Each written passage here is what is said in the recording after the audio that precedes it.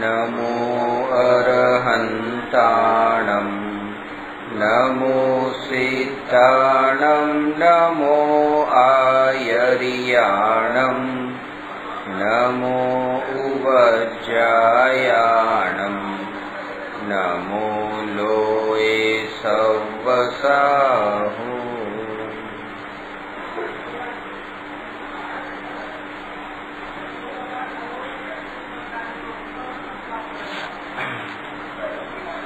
प्रश्न नंबर 243 क्रमबद्ध पर्यायની સિદ્ધિ કરો।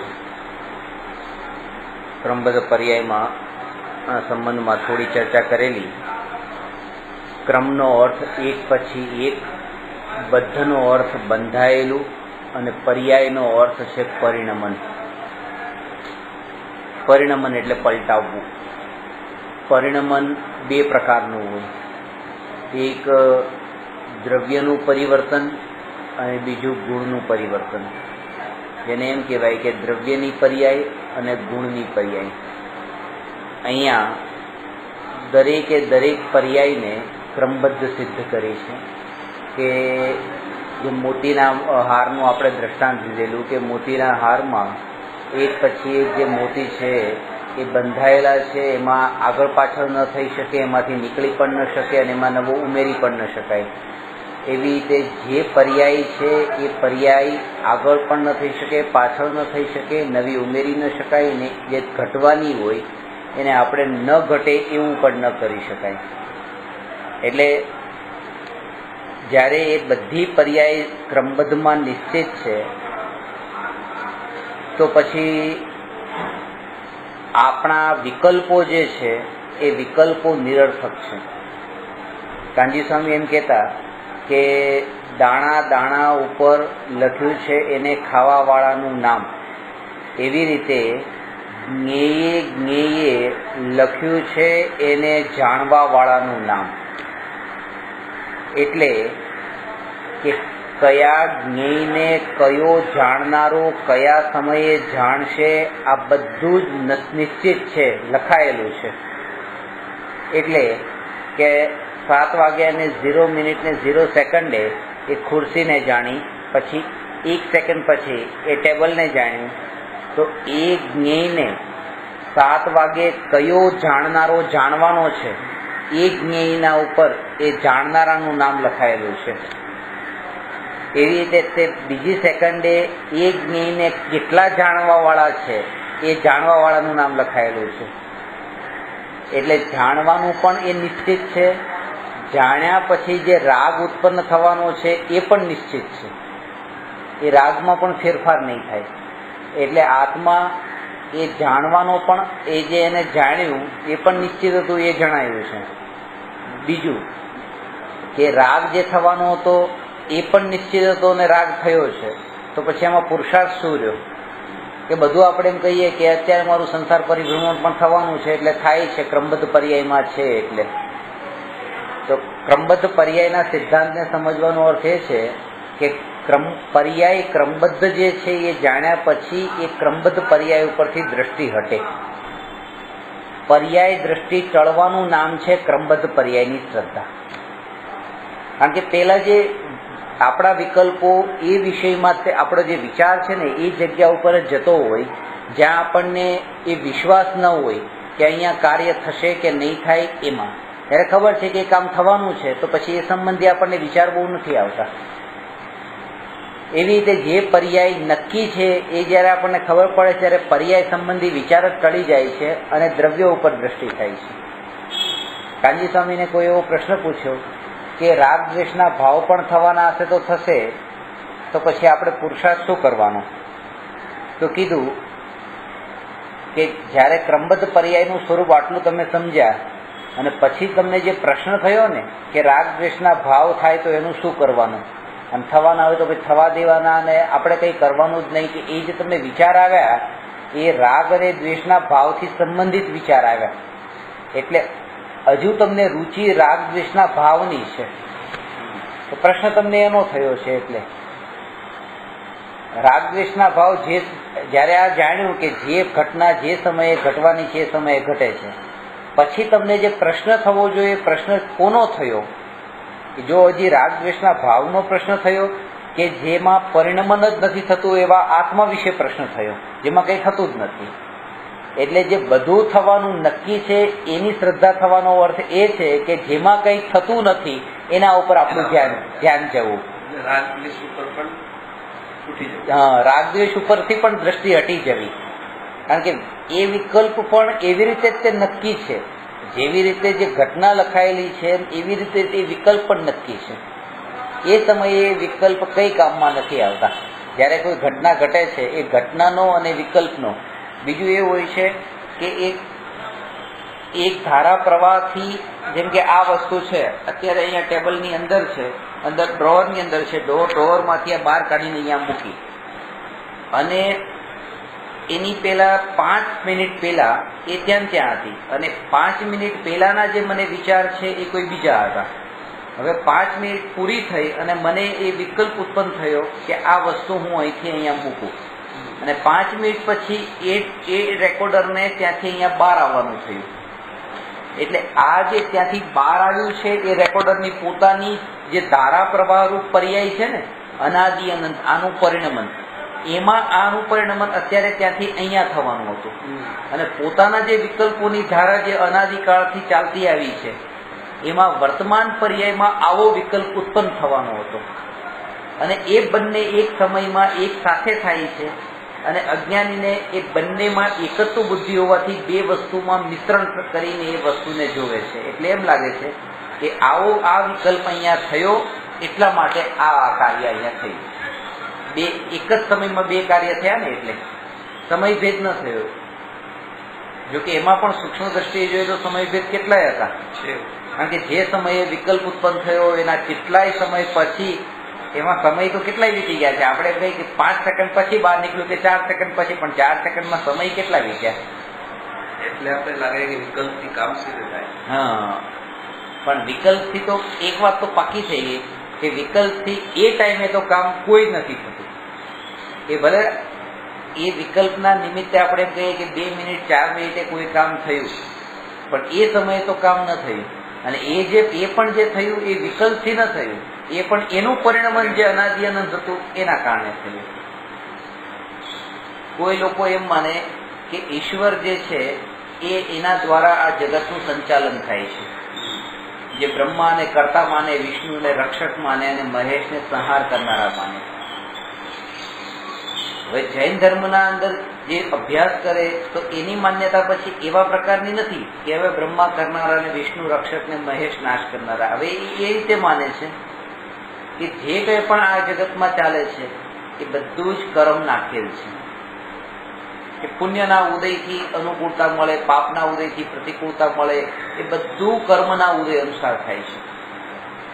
અને ભગવાનની દિવ્ય ધ્વનિમાં એમ આવ્યું કે આજે 2 પ્રકારની માન્યતા છે. પહેલી માન્યતા એવી કે બ્રહ્મા કરનારા, વિષ્ણુ રક્ષક અને મહેશ નાશ કરનારા, એવી માન્યતા. અને બીજી માન્યતા એવા પ્રકારની કે કર્મ બધું જ કરનાર છે. એ માન્યતા હજુ નીચલા લેવલની છે. એના કરતા પેલી માન્યતા થોડી ઊંચી હતી. કઈ કે કર્મ બધું કરનારા છે એના કરતા ભગવાન કરનારા છે એ માન્યતા ઊંચી હતી. કારણ કે એને તો શું કર્યું કે કર્મ જે છે જે જડ છે, પૂતગલ છે, એ પૂતગલને જ કરતા માન્યો, અને આને તો ચેતનને કમસે કમ કરતા માન્યો, આને તો જડને કરતા માન્યો. અને બીજું એ છે કે જે વસ્તુ, જેમ કે આ વસ્તુ તમે મને અહીંયા આપી અને એ મારા પુણ્યના ઉદયથી મને મળી.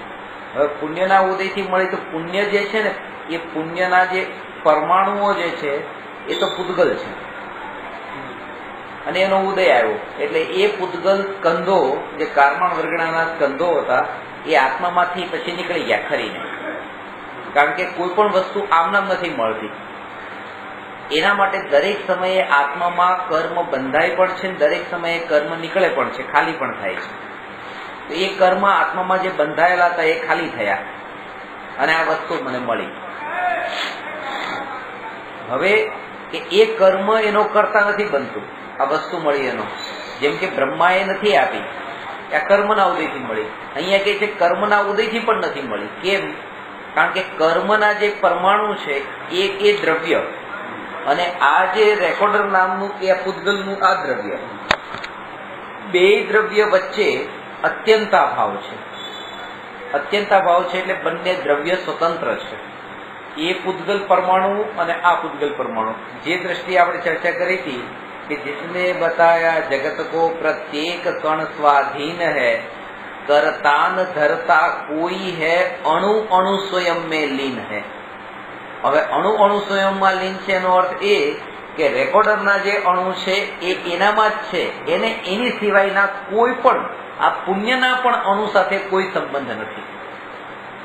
અને આ જે પુણ્યના જે અણુ છે એને આ રેકોર્ડરના અણુ સાથે કોઈ સંબંધ નથી. અને જે આપણે એમ કહીએ છીએ કે પુણ્ય ને પાપથી મળે તો છે, તો એ મળવાનો અર્થ એ છે કે પુણ્યનો ઉદય ને પાપનો ઉદય એ નિમિત્ત માત્ર છે. પુણ્યનો ઉદય પણ નિમિત્ત છે અને પાપનો ઉદય પણ નિમિત્ત છે. એ એવો નિમિત્ત છે જેવા તમે નિમિત્ત છો. બે એક સરખી કેટેગરીમાં જાઓ છો. જેમ કે તમને એ વિકલ્પ, તમને એમ થયું કે લાવ આ રેકોર્ડર હું તમને આપું અને હું એમ માનું કે અરે તમારા નિમિત્તે, તમારા કારણે થઈને મને આ રેકોર્ડર મળ્યું, તમારો ઘણો ઘણો ઉપકાર, તમારો ઘણો ઘણો ઉપકાર, આ તો તમારા જ બધા ખેલ છે, એ માન્યતા ખોટી છે. એવી જ રીતે અરે આ કર્મના ઉદયનો ઉપકાર ને આ કર્મના ઉદયના ખેલ છે, આ માન્યતા પણ એટલી જ મિથ્યા છે. આ વાત નિશ્ચિત થઈ ગઈ કે પૂતગલનું પરિવર્તન, પૂતગલનું આવવું જાવું, પૂતગલની સ્થિતિ બદલવી, આ બધી ઉદયનશા છે. બરાબર છે. ચેતન જે છે એમાં કઈ પરિવર્તન થતું નથી, એમાં કઈ બદલાવ થતો નથી. એના ઉપર લાગેલા કર્મ પણ પૂતગલ જ છે. પૂતગલ જ છે. બરોબર. એટલે આ જે સંસારમાં જે ચાલી રહ્યું છે એ ખાલી પૂતગલનો જ ખેલ છે. આપણને કારણ એનું એ છે કે આપણી દ્રષ્ટિ જે છે અત્યારે જ્ઞાન કયું છે? ઇન્દ્રિય જ્ઞાન છે. વર્તમાનમાં આપણે ઇન્દ્રિય જ્ઞાન છે, અતિન્દ્રિય જ્ઞાન નથી. એટલે કે સાકર અને મીઠું જે છે દળેલા હોય તો એ જીભ વગર નથી ખબર પડતી, જીભ સાથે અડાડવા પડે છે. આંખ વગર એ દ્રશ્ય સામેનું દેખાતું નથી. અત્યારનું જ્ઞાન જે છે ઇન્દ્રિય જ્ઞાન છે, એ ઇન્દ્રિય જ્ઞાન વડે માત્ર પૂતગલ જ જણાય છે. અને જે એને જણાય છે એને પ્રેમ અને નફરત ને રાગ ને દ્વેષના ભાવ એમાં જ થાય છે. અત્યારે આજ સુધી જે વસ્તુ મને મારા જ્ઞાનમાં જણાઈ ન હોય એ વસ્તુ પ્રત્યે મને રાગ દ્વેષના ભાવ થતા જ નથી. આપણે એમ કહીએ કે આ મારો મિત્ર ને આ મારો શત્રુ, પણ એને તમે ક્યારેક ઓળખાણ થઈ હતી ને એમાં જ રાગ દ્વેષના ભાવ થાય છે. રાગ દ્વેષના ભાવ જીવ પોતે કરે. એ રાગ દ્વેષના ભાવ એ જીવ કરે એટલે કે જ્યારે તમે પર્યાય સહિતનો જીવ લો ત્યારે તો એ પર્યાય સહિતનો જીવ એ તો રાગાદી ભાવનો કરતા છે, પણ એમાં જે શુદ્ધ સ્વરૂપ છે એ શુદ્ધ સ્વરૂપ એ સ્વભાવને જોવાનો છે. એ સ્વભાવમાં કોઈ ભેદ નથી. ચારિત્રમાં તો ભેદ છે. એટલે કે આ રાગ દ્વેષના ભાવ જો આપણા આત્મામાં થાય છે તો અશુદ્ધ આત્મા છીએ, ભગવાનના આત્મામાં થાય છે તો ભગવાન શુદ્ધ આત્મા નથી થતા તો ભગવાન શુદ્ધ આત્મા છે. તો એ અશુદ્ધ અને શુદ્ધનો ભેદ છે, પણ જ્યારે સ્વભાવની સન્મુખ ગયા ત્યારે એ કોઈ ભેદ નથી.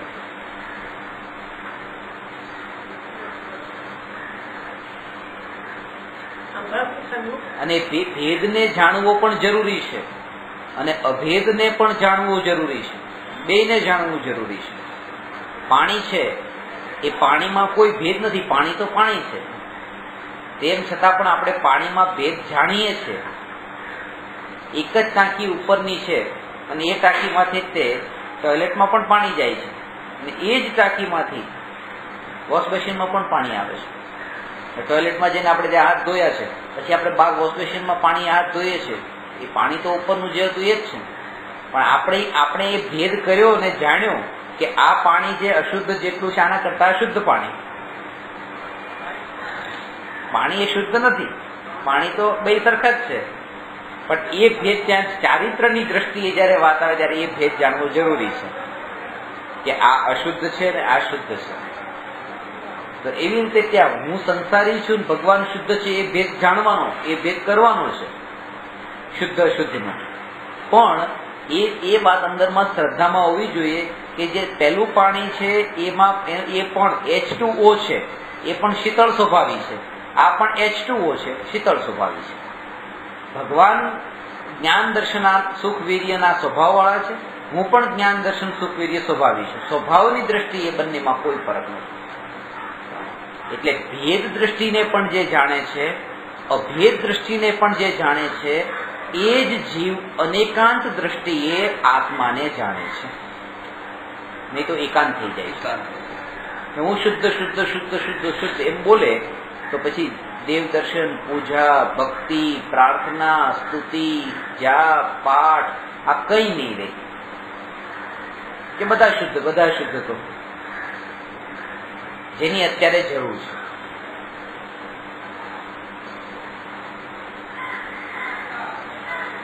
પણ એ લક્ષ્યમાં હોવું જોઈએ કે જે આ જે છે એ લક્ષ્ય નથી, આ સાધન છે, સાધ્ય નથી. મારું સંતોષ ન થવો જોઈએ એમાં. આજે પૂજા કરી, બે પૂજા કરી, એમાં સંતોષ ન થવો જોઈએ.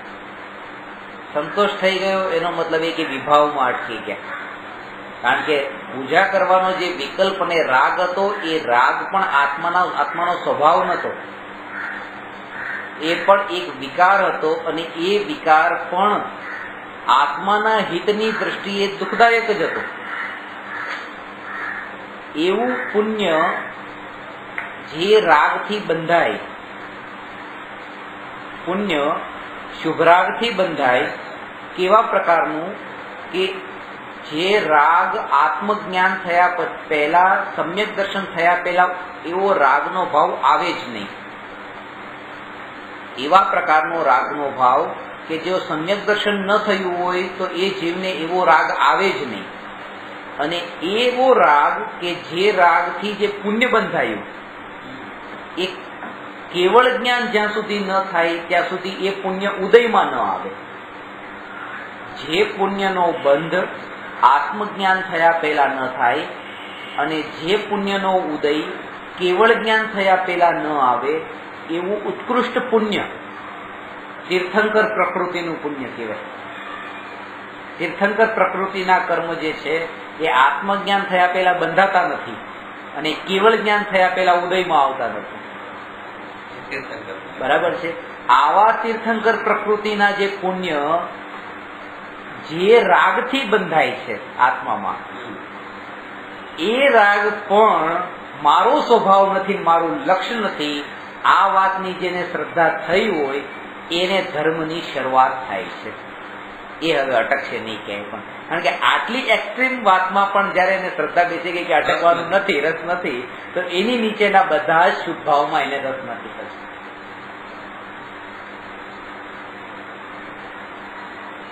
એ વિભાવમાં પણ સ્વભાવને જાણે.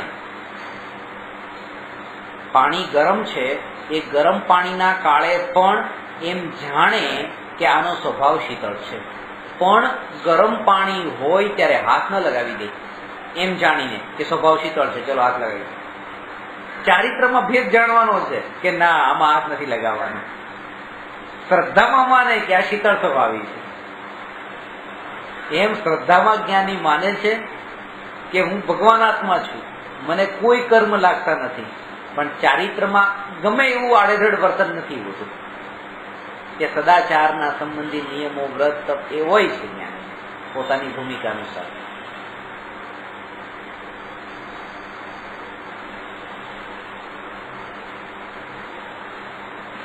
આપણે જે બોજ જે છે ને અત્યારે, દુઃખ શું છે? દુઃખ એ છે કે બોજ છે માથા ઉપર. શેનો બોજો છે? બોજો એ છે કર્તૃત્વ બુદ્ધિનો બોજો છે. કર્તૃત્વ બુદ્ધિ એટલે હું કરનાર છું, મારે આ કરવાનું છે, હું કરનાર છું, મારે આ કરવાનું છે, હું ન કરું તો કોણ કરશે. પણ એ વાતનો ક્યારેય વિચાર નથી કરતા કે જે ત્યાં કાર્ય થાય છે એ કાર્ય કરવાનો જે વિકલ્પ છે એ વિકલ્પ પણ હું કરનારો નથી. કારણ કે હું કરનારો એવો હોત એ વિકલ્પને તો મેં 2-4 દિવસ પહેલા કે 2-4 મિનિટ પહેલા પણ કેમ ન કર્યો, 2-4 સેકન્ડ પહેલા પણ એ વિકલ્પ કેમ ન કર્યો? આમાં આ વાત પર લાગુ થશે કે મારે કરવું નથી? ના ના, આ વિકલ્પ મારે કરવો નથી એ વાત લાગુ નહીં પડે. ત્યાં એ વાત લાગુ પડશે કે વિકલ્પ મારું સ્વરૂપ નથી એવો જે વિચાર જે છે એ વિચાર આ વિકલ્પને ટાળી દે છે. એટલે પર્યાયનું સ્વરૂપ જાણ્યું પછી દ્રષ્ટિ ક્યાં ગઈ? પાછી જો પર્યાય તરફ ગઈ. એટલે નિહાલચંદજી સોગાનીએ કીધું છે કે પર્યાય મારું ધ્યાન કરે તો કરે, હું ધ્યાન કરવા વાળો નથી, હું ધ્યાનનો વિષયભૂત એવો ધ્યેય છું. બહુ બહુ માર્મિક વાત કીધી છે કે અત્યાર સુધી એમ આવતું થતું હતું કે લાવ હું આમ કરું, ઘર જોઉં, ઘરનું બધું સંચાલન કરું, બધું દુકાનનું સંચાલન કરું, આ બધા વિકલ્પ આવતા હતા. હવે એમ થયું કે આ વિકલ્પ મારે નથી કરવા અને હવે મારે આત્માનું ધ્યાન કરવું છે. તો ચલો હું હવે આત્માનું ધ્યાન કરું. તો ધ્યાન કરવા વાળી કોણ છે? પર્યાય છે. જે પર્યાય અત્યારે પર પદાર્થમાં જઈ રહી છે એ પર્યાય પછી આત્મા તરફ વળે એટલે એને પર્યાયે આત્માનું ધ્યાન કર્યું. જ્યારે હું એમ વિચાર કરું છું કે હું હવે આત્માનું ધ્યાન કરું, હું આત્માનું ધ્યાન કરું, એનો અર્થ કે હું હજી પોતાને પર્યાય વાળા માનું છું, દ્રવ્ય નથી માનતો. એટલે મારે આત્માનું ધ્યાન નથી કરવાનું, હું ધ્યાન કરવા વાળો નથી. જેનું ધ્યાન પર્યાય કરે છે એ આત્મા હું છું. દ્રષ્ટિ ત્યાં હોવી જોઈએ. નહીં તો ત્યાં પણ પછી પર્યાય દ્રષ્ટિ જ રહી જાય છે. પેલા પરમાં પર સંબંધી પર્યાયમાં ફેરફાર કરવાના વિકલ્પ આવતા હતા, હવે અહીંયા પોતાની પર્યાય સંબંધી ફેરફાર કરવાના વિકલ્પ આવશે.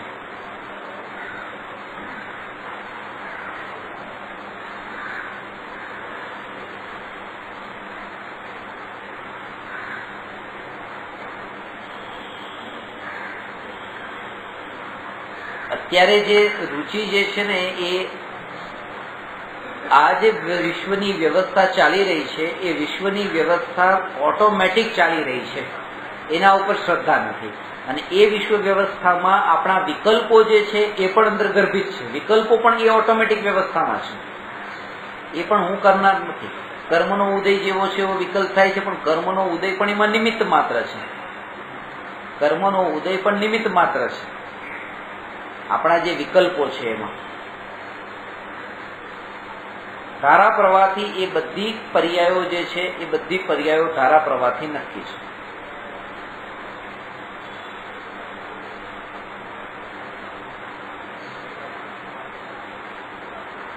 તો હવે જેમ કે આજે ખબર પડી કે બધું નક્કી છે, બધું નક્કી છે, બધું નક્કી છે. એક ભાઈ રોજ દુકાને જતા હતા અને પોતાનું અહંકાર પણ હતું, કર્તૃત્વ પણ હતું કે મારા વડે જ આ બધું ચાલે છે. એટલે મેં એમને કીધું કે તમારા વડે આ દુકાન નથી ચાલતી. એમ નહીં સમજતા કે તમારા વગર ચાલે છે. એ તો તમારું જવાનું દુકાને નક્કી છે ક્રમબદ્ધ પર્યાયમાં, એટલે તમે જાઓ છો. વિકલ્પો પણ એવા આવે છે. બાકી આત્માનું એમાં કોઈ કરતા પણ નથી. આત્મા તો જાણનાર બિલકુલ નિરાળો છે, શુદ્ધ આત્મા જે તમે છો. હું કઈ કરતો જ નથી.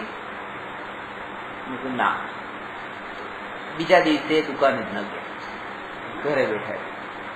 અને પછી એને કીધું કે તમે જો કહેતા હતા ને કે બધું દુકાને જવાનું નક્કી છે, નક્કી છે, નક્કી છે, તો નહીં ગયો. લો આજની તારીખમાં મેં કીધું તારું ઘરે રહેવાનું નક્કી હતું. એ આજની તારીખમાં આટલા દિવસ સુધી દુકાને જવાનું નક્કી હતું ને આજે દુકાને ન જવાનું, અહીંયા ઘરે રહેવાનું નક્કી હતું. આમાં પણ તારા વિકલ્પથી તું ઘરે રહ્યો છો કે મને બતાવવા માટે તું ઘરે રહ્યો છો, એ બધું નથી.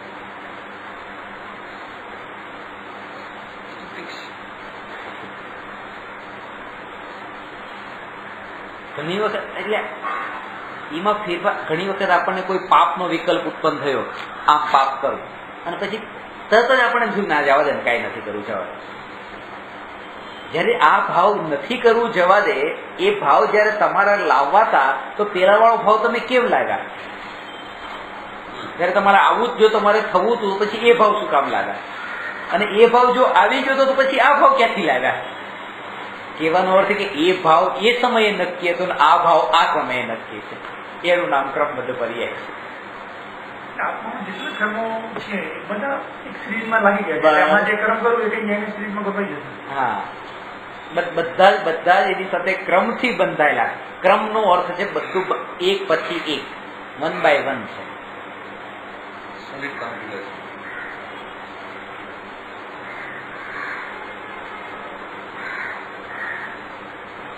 લાઈનમાં ઉભા હતા, 5મા નંબરે આપણો નંબર હતો,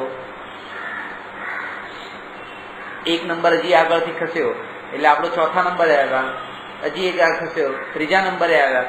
ત્યાં કોઈ ધક્કો માર્યો, બહાર નીકળી જવું પડ્યું અને છેક છેલ્લી લાઈનમાં 50 નંબરે ઉભું રહેવું પડ્યું. બરાબર છે. આટલા સમય સુધી એ ત્રીજો જ હતો. 4થો અને 5મો જે સમય હતો એ જ હતો, અને આગલા સમય પછી 50મો પણ એ ક્રમમાં હતો. એમ નહીં કે હવે આ જો બહાર નીકળી ગયો નવો ક્રમ શરૂ છે. નવો નથી, એ ક્રમ જ છે, અક્રમ નથી. દરેક સમયે કર્મની પ્રગતિ એમ સાથે એક સમય એક જ કર્મ ઉદય હોય, એક જ પ્રગતિનો ઉદય છે. 8 કર્મના ઉદય એક સાથે હોય. એકમાં જે બધા 8 કર્મના ઉદય દેખાય એનું અસર દેખાય. હા, પોતપોતાનું કામ કરે છે. એ પોતપોતાનું, એટલે એ અલગ અલગ જગ્યાએ અલગ અલગમાં નથી, એક જ સાથે છે. કે આપણે દાળ ભાત ને બધું મિક્સ કરીને આપણે ખાધું, હવે એમાં કોઈમાં પ્રોટીન પણ મળ્યું, કોઈમાં કેલ્શિયમ મળ્યું, કોઈમાં વિટામિન આ મળ્યા, જે એ બધું એક સાથે જે એક કોળિયો ગયો ને એમાં જ બધું છે. હવે બધું અલગ અલગ પોતાનું કામ અંદર જઈને કરે છે. પણ એમ નથી કે એક કોળિયો નાખ્યો એમાં તો પ્રોટીન થશે ને બીજામાં પછી કેલ્શિયમ થશે, એમ નથી. સમય ભેદ નથી, એક જ સમય ઉદયનું પણ સમય ભેદ નથી. એની સાથે ઉદ્ગલનું પણ સમય ભેદ નથી. ઉદ્ગલના પણ ઉદયનું અને બંધનનું આપણી આત્મા સાથે સમય ભેદ નથી. એક જ સમય બંધ થાય, એક જ સમય સ્વભાવ શુદ્ધ છે, પણ એ શુદ્ધ સ્વભાવ દ્રષ્ટિમાં નથી આવ્યો. સ્વભાવ ઉપરની મહિમા નથી આવી, પોતાની મહિમા નથી આવી. હજુ પરની મહિમા છે. વિચાર પણ આવે છે તો પરના આવે છે, વૃત્તિઓ પણ ઉઠે છે તો પર સંબંધી ઉઠે છે, અને જે કંઈ પણ પ્લાનિંગ પણ આપણે કરીએ છીએ બધા પર માટેના કરીએ છીએ. સ્વ માટે પ્લાનિંગ નથી હોતા, કારણ કે સ્વમાં કંઈ ફેરફાર જ નથી કરવાનો. જે જેમ છે તેમ એનો સ્વીકાર કરવાનો છે.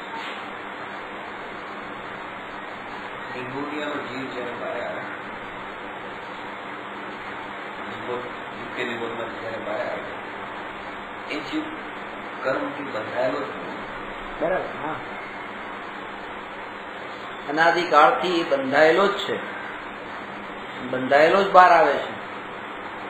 અને એમાં પણ અમુક, જેમ કીધું કે અમુક વિરલા જીવો એ નિગોદમાંથી પણ બહાર નીકળીને મનુષ્ય થઈને, સીધા મનુષ્ય થઈને એ રીતે કેવળ જ્ઞાન પામી જાય. સીધા નિગોદમાંથી નીકળ્યા અને મનુષ્ય થયા. મનુષ્ય થઈને સીધા મોક્ષે ગયા. નિગોદ તેર્યંશ ગતિમાં, તેર્યંશ ગતિમાંથી બહાર નીકળ્યા અને મનુષ્ય ગતિમાં આવ્યા. દેવ ગતિ અને નરક ગતિમાં તો ગયા જ નહીં. જોઈ નહીં, જોઈ તો સીધી કેવળ જ્ઞાનમાં જોઈ કે દેવ ગતિ પણ છે, નરક ગતિ પણ છે. હવે આવું એ જીવ માટે કેમ આવું કોણે કર્યું? કે એની ક્રમબદ્ધ પર્યાય છે. અભવ્ય જીવોને પરિભ્રમણ થાય ને થાય જ, ઉકાય નહીં, એવું કેમ? એની ક્રમબદ્ધ પર્યાય છે. બીજાની ક્રમબદ્ધ પર્યાયના વિકલ્પોમાં પોતાની જે ક્રમબદ્ધ પર્યાય એના ઉપર એની દ્રષ્ટિ નથી જતી. એ દ્રષ્ટિ જો જાય કે આ બધું ક્રમબદ્ધ છે, તો પછી એના વિકલ્પ પણ થાય છે. જે પરમાં ઘટિત કરે તે કારણ કે એ કાર્ય થવા પાછળના કેટલા કારણો છે, જેમ પાંચેય સમવાય એના માટે કારણભૂત છે, અને એમાં મારો વિકલ્પ જે છે એક જ વિકલ્પથી આ વિકલ્પ આ મારો વિકલ્પ હતો આ કામ કેમ ન થયું, પણ એની પાછળ ઘણા કારણો છે.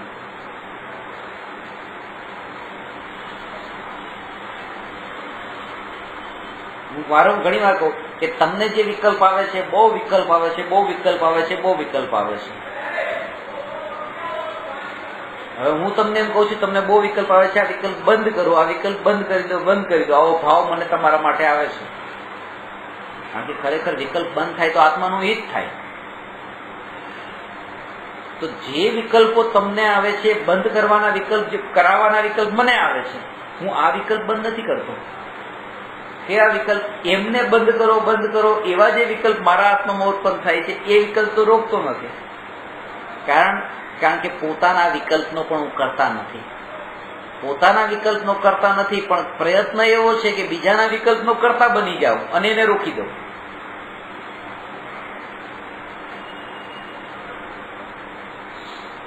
તમે આવું પાપ નહીં કરતા એમ કીધું. પોતાના ઘરે લગ્ન છે ને બીજાના ઘરે કામ કરવા ગયા. હા, પોતાના ઘરમાં લગ્ન છે, બાજુવાળાના લગ્નમાં આપણે કામ કરવા ગયા. પોતાના ઘરમાં લગ્ન છે, પોતે તો લગ્ન કરવાનો જ નથી, પોતે તો બ્રહ્મચારી બ્રહ્મ સ્વરૂપ આત્મા જ છે. નહીં તો ખાલી ઘરમાં જે અને બહાર જાય છે, એટલે પર્યાય પૂરતા છે આ બધા વિકલ્પો. બધે એની પર્યાયની સત્તામાં છે.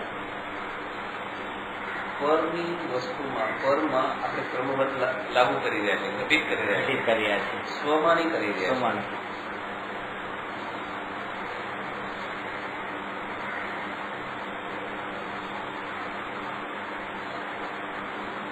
એ પરની રુચિ, પરની આસક્તિ અને પર સંબંધી રાગાદી કશાય ભાવો ની તીવ્રતાને લીધે એ જીવને પોતાની ક્રમબદ્ધ પર્યાય જે છે ને એ સંબંધી આળસ ઊભી થઈ ગઈ છે. શું કે મારે દુકાને જવું છે, ઓફિસ જવું છે, આટલા પૈસા મારે કમાવા છે, આત્માનો જ કરી લ્યો, જે થશે તે થશે, જે થશે જે થવાનું છે એ થશે, જે થવાનું છે થશે. પોતાનું તો થવાનું છે થશે એ કહી દે છે, એને તો ક્રમબદ્ધ ઉપર છોડી દે છે, જે થવાનું છે મારું થશે. પણ સામું જે પૂતગલની તીવ્રતા આસક્તિ જે છે ને એમાં થવા યોગ્ય નહીં, એમાં તો આમ જ થવું જોઈએ, મારે જ કરવું.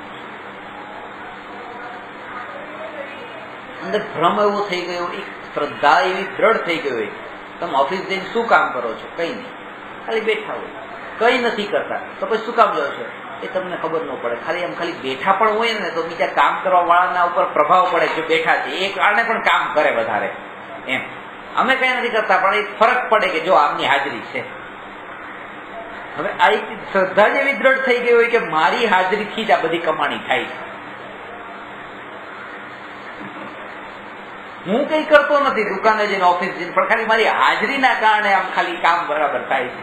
એ પણ એની ક્રમબદ્ધ પર્યાય છે, એ પણ એની ક્રમબદ્ધ પર્યાય, એના પણ એના ઉદય છે, સ્વતંત્ર.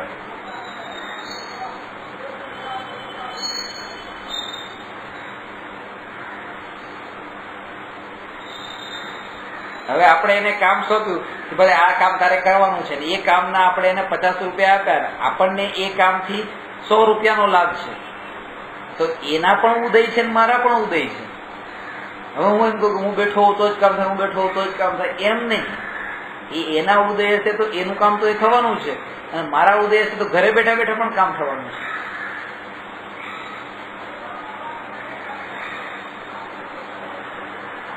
કર્મબદ્ધ જે પ્રેમ છે એને તોડવાનું માટે કંઈક પુરુષાર્થ હોય કે પછી એક જોવાના ભૂમિકામાં જડીને એક્સેપ્ટ કરવું? લક્ષ્ય પેલા બદલવું કે આપણું લક્ષ્ય શું છે. આ પર્યાય પૂરતો જ વિચાર કર્યો છે. હું તો હજી એનાથી આગળની વાત કરું કે તમારું વર્તમાનમાં તમારું જે સર્કમસ્ટાન્સીસ જે છે એ કેવા પ્રકારના છે, શરૂઆત ત્યાંથી જ કરો. જે કૃપાળુ દેવની ભાષામાં વાત કરું છું, સંગતિ કેવી છે તમારી?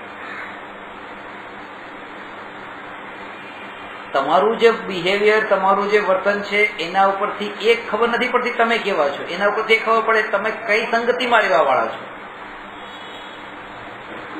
કારણ એ છે કારણ કે નિમિત્તાધીન દ્રષ્ટિ છે ત્યારે એ નિમિત્તોની એને અસર થવાની છે.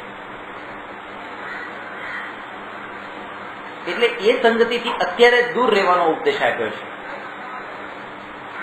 શરૂઆત એ કે લક્ષ્ય બાંધી લો. પેલા મારું લક્ષ્ય એ આ છે અને આ લક્ષ્યની પ્રાપ્તિ કરવા માટે, આ સાધ્યની પ્રાપ્તિ માટે મારે જે સાધનોની આવશ્યકતા, જરૂરિયાત છે એ સાધનોમાં આ બધા જ કોન્ટેક્ટ નથી. આપણા બાળકો જે છે એ બાળકો દિવસે દિવસે નવી નવી ગાળો શીખીને ક્યાંથી આવે છે? આપણે હવે મોટા થયા પછી એને નથી સમજ પડતી. આપણે સમજ થયા પછી પણ જે નવી શીખવા ન મળતી હોય એ નાના બાળકોને નવી નવી શીખવા મળી જાય, સમજ નથી તો પણ. કેમ? કારણ કે એવા માહોલમાં એ રહે છે. અત્યારે જો આપણે તો એ મર્યાદા બાંધી શકીએ કે મારે જૈન ફ્રેન્ડ્સ રાખવા છે, એ બાંધી મર્યાદા કે હું મારે એવા લોકોની સાથે રહેવું નથી, એવા લોકો સાથે જવું નથી જે ખાવા પીવું, જેનું આચરણ ખરાબ હોય. ચલો, હવે એ બાળક સ્કૂલમાં જાય છે ત્યાં તો કોઈ બંધન નથી, છૂટી નથી કે ત્યાં બધા સાથે બેસવાનું છે. ક્રિશ્ચિયન પણ હશે, મુસ્લિમ પણ હશે, બધાની સાથે બેસશે. એડોપ્ટ તો બધું કરવાનો જ છે. એટલે અત્યારની ભૂમિકામાં આ સંયોગ આપણે, એટલે આજે આ પ્રશ્ન હતો કે જ્યાં સુધી જીવની દ્રષ્ટિ નિમિત્ત અધીન છે ત્યાં સુધી સદનિમિત્તોમાં રહેવું જીવનું કર્તવ્ય છે. સદગુરુના યુગમાં રહે અથવા સદગુરુની મહિમા ગવાતી હોય એવા યુગમાં રહે, ભક્તિના યુગમાં રહે, પૂજાના યુગમાં રહે, દેવદર્શનના યુગમાં રહે, એવો અત્યારે એ યોગમાં રહે અને એ યોગમાં રહીને પોતાના પરિણામોને તપાસતા આગળ. અશુભથી ક્યારેય શુદ્ધ સુધી નહીં પહોંચી શકાય. શુભથી શુદ્ધ સુધી પહોંચાશે. એટલે એ પણ ક્રમબદ્ધ છે. અશુભ પછી શુભ અને પછી શુદ્ધ, એનો પણ ક્રમ જ છે, અક્રમે નથી. એટલે શુભમાં તમે આવવાની કોશિશ કરો. શુભમાં 99% શુભમાં રહો.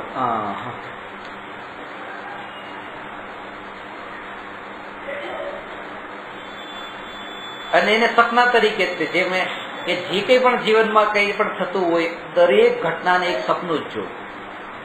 આ સપનું છે, આ સપનું છે, આ સપનું છે.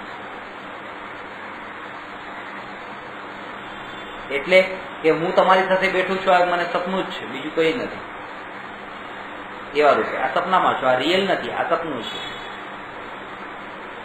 અને સપનું એટલા માટે કારણ કે સપનામાં તન્મય ન થઈ જવાનું હોય. જિંદગી એક સપનું છે અને મરણ છે સપનાનું તૂટી જવું. સપનું છૂટી જવું.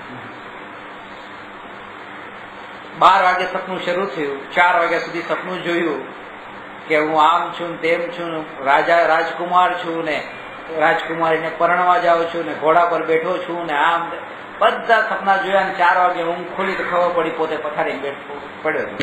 કઈ નથી, બધું ભ્રમ, સપનું તૂટી ગયું.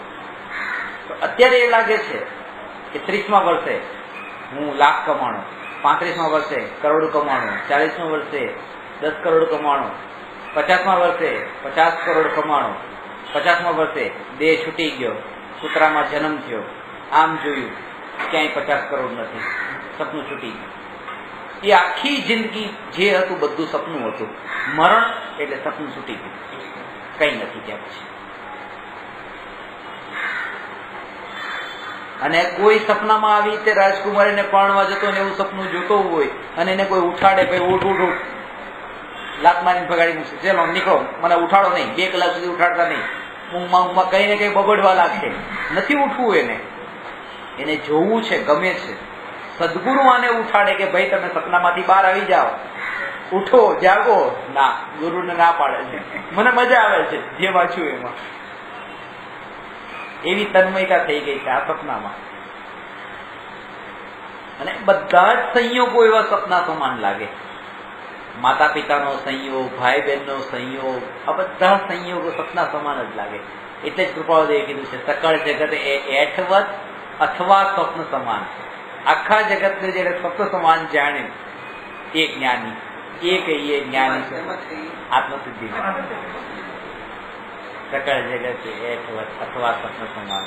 તે કહીએ જ્ઞાની દશા. જીવાતી તો માન્યા સ્વપ્ન તમારે લેવા આવે છે સકળ જગત એઠવાડ માન્યો. એઠવાડ એટલા માટે માન્યો કે જે વૈભવને હું ભોગવું છું આ વૈભવ ભૂતકાળમાં જ્ઞાનીઓ થકી ભોગવાઈ ચૂક્યો છે. મેં આત્મસિદ્ધિ અનુશીલનમાં વાતમાં ખુલાસો કર્યો છે કે એને એઠવાડ કીધો છે કે આ જ્ઞાનીઓનો એઠવાડ છે. ભોગવીને છોડ્યું પણ સુખ નહીં મળ્યું, છોડ્યું અને એને પાછું આપણે ભોગવવા જઈએ છીએ. પછી નીચે ખુલાસો કર્યો છે કે આ જ્ઞાનીઓનો એઠવાડ નથી, આ અજ્ઞાનીઓનો જ એઠવાડ છે. અજ્ઞાની હતા એટલે જયારે ભોગવ્યું ત્યારે આ એઠવાડ અજ્ઞાનીનો છે. કારણ કે જો એમ કહીએ ને કે આ જ્ઞાનીનો એઠવાડ છે તો અજ્ઞાની એને ચરણામૃત સમજીને પણ લઈ લે થોડું કે લાવ ભાઈ જ્ઞાનીનો છે ને, એટલે ખુલાસો કર્યો કે આ જ્ઞાનીઓનો એઠવાડ નથી, અજ્ઞાનીનો છે. પર્યાયમાં અજ્ઞાની હતા.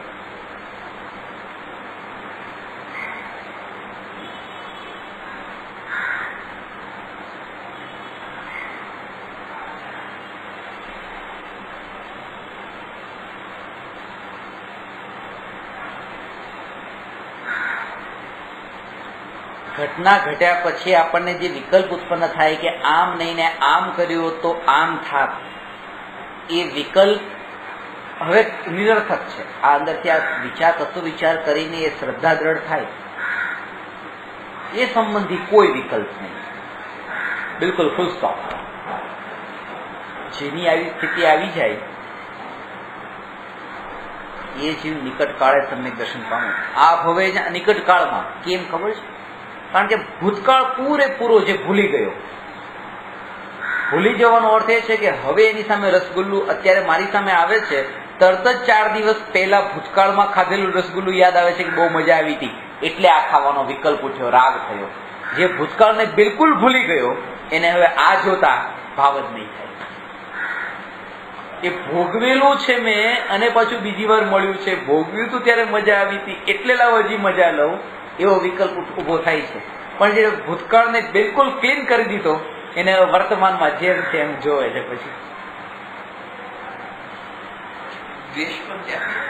દ્વેષ રાગ બધું ભૂતકાળથી થાય છે. આણે મારું આમ ખરાબ કર્યું હતું અને આણે તો સારું કર્યું હતું, ત્યાં રાગ થાય છે. ખરાબ કર્યું ત્યાં દ્વેષ થાય છે. ભૂતકાળ યાદ આવ્યો ને એટલે એકદમ point to be noted. જ્ઞાનીઓ બધે વાક્ય વાક્ય કે વર્તમાનમાં જીવતા છે, ભૂતકાળને યાદ નહીં. એટલે જ કીધું કે વર્તમાનમાં જીવો. भूतकाल का कर स्मरण अर भवी काल की कल्पना, एक वर्तमान के सुख को मैंने लिया कभी अल्पना. ભૂતકાળનું સ્મરણ કર્યું, ભૂતકાળનું આમ કર્યું તો આમ કર્યું, આમ કર્યું, અને એમાં એના વિકલ્પોમાં હવે એ વર્તમાનને બગાડી રહ્યો છે. પાછું ભૂતકાળના વિકલ્પમાં ભૂતકાળ તો બગડ્યો, એ તો ગયો, આ વર્તમાન બગડ્યો.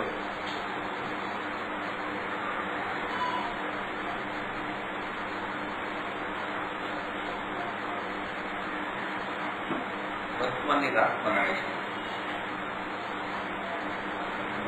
શાસ્ત્ર પ્રતિક્રમણ એને કીધું છે કે ભૂતકાળમાં જે તમે ભૂલ કરી ને એ ભૂલ હવે વર્તમાનમાં નથી કરવી. એનું નામ પ્રતિક્રમણ નથી કીધું, કારણ કે ભૂતકાળમાં ભૂલ કરી હતી એ ભૂલ વર્તમાનમાં નથી કરી, એટલે ભૂતકાળની ભૂલ હજી છે તમારા વિચારમાં, હજી તમે ભૂતકાળની ભૂલમાં જ અટક્યા છો. અને પ્રતિક્રમણ એટલે ટુવર્ડ્સ ધ સોલ, પાછું વળી જવું.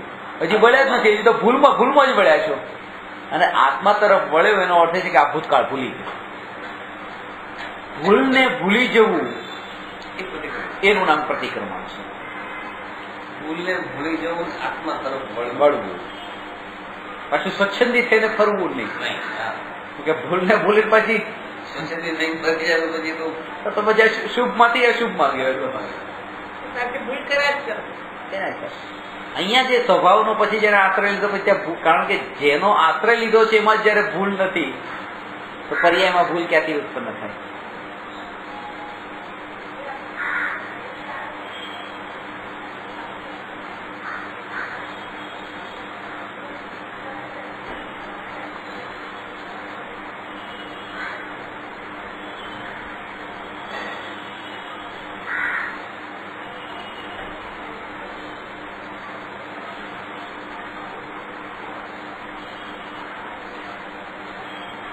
ભૂલ પર્યાય પૂરતી છે, પર્યાયમાં છે,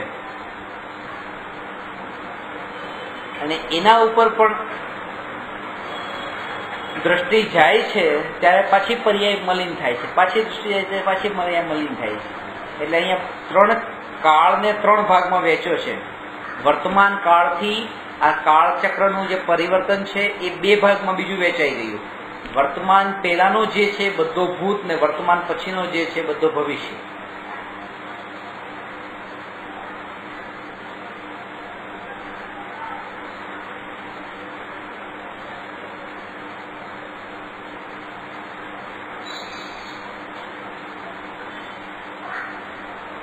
પહેલી જયારે આપણે કોઈને મળીએ ત્યારે પહેલી ચર્ચા શેની થાય છે? ભૂત અથવા ભવિષ્ય. ભૂત અથવા ભવિષ્ય. વર્તમાનમાં રહેતા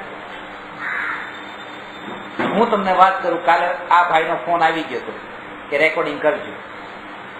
તો મને કીધું કે હું આવતી વખતે નથી, આવતીકાલ નથી.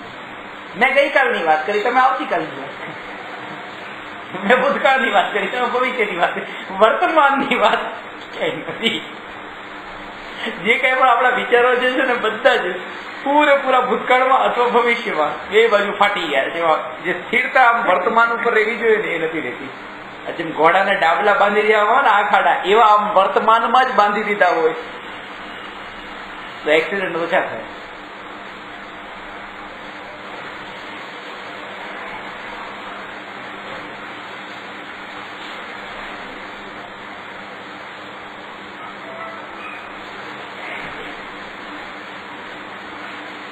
એ સ્થિતિ વર્તમાનમાં એક સમય જ હોય. એટલે એક સમયમાં એકાગ્રતા રહી શકે, કારણ કે જેને પણ પ્રાપ્ત થયું છે તે એક સમયમાં થયું છે. એક સમય પહેલા જે એની ચિંતનની ધારા જે છે ને એ અનેક સમયની નિરંતર રહેતી હોય. કે અનેક સમય પણ એક સમયનાથી જ અનેક સમય થયા છે. પણ એને સમયને નથી પકડવાનો, એનું લક્ષ્ય સમય ન હોવું જોઈએ, પણ દ્રવ્ય એની દ્રષ્ટિમાં હોવું જોઈએ, અને આ સમયથી એ સમયનું કાર્ય કરશે.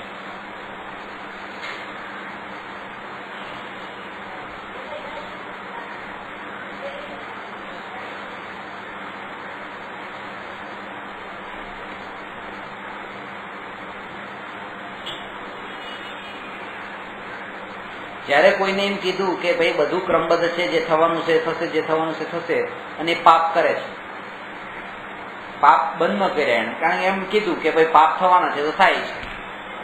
તો એને એમ સમજાવ્યો કે ભાઈ આ પાપ થવાના છે એટલે થાય છે, ઠીક છે, તો પછી તારું પરિભ્રમણ પણ થવાનું છે એટલે થશે, નરકમાં તારે જવાનું છે તો જઈશ. એના માટે પણ એ કહે છે ઠીક છે, આ પાપ થવાના છે એટલે થાય છે, નરકમાં જવાનું છે તો જઈશ. આને ક્રમબદ્ધ પર્યાયની શ્રદ્ધા ન કહેવાય. ક્રમબદ્ધ પર્યાયની શ્રદ્ધાનો અર્થ એ છે કે હજુ પણ એની દ્રષ્ટિ પર્યાય ઉપર છે, કે અહીંયા જે ભૂલ થાય છે ઠીક છે, ત્યાં જે પરિભ્રમણ થશે એ ઠીક છે, હજી પર્યાયમાં અટક્યો છે. પર્યાય દ્રષ્ટિ ટળી જવાનું નામ ક્રમબદ્ધ પર્યાયની શ્રદ્ધા છે. પછી પર્યાય દ્રષ્ટિમાં ન હોય, પછી અત્યારની ભૂલે એની દ્રષ્ટિમાં ન હોય ને ભવિષ્યનું નરક એની દ્રષ્ટિમાં ન હોય, આત્મા જેની દ્રષ્ટિમાં હોય એનું નામ એને બધી પર્યાય ક્રમબદ્ધ છે એમ જાણી લીધી અને એનું ટેન્શન છોડી દીધું. હજી વિકલ્પ તો એનો કરે જ છે પાછું.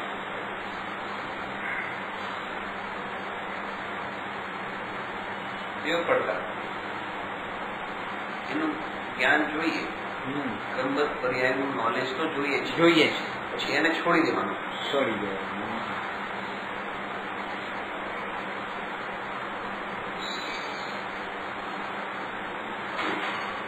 એના બળ ઉપર જ તે એ છૂટે છે કે આ વસ્તુ કામની નથી.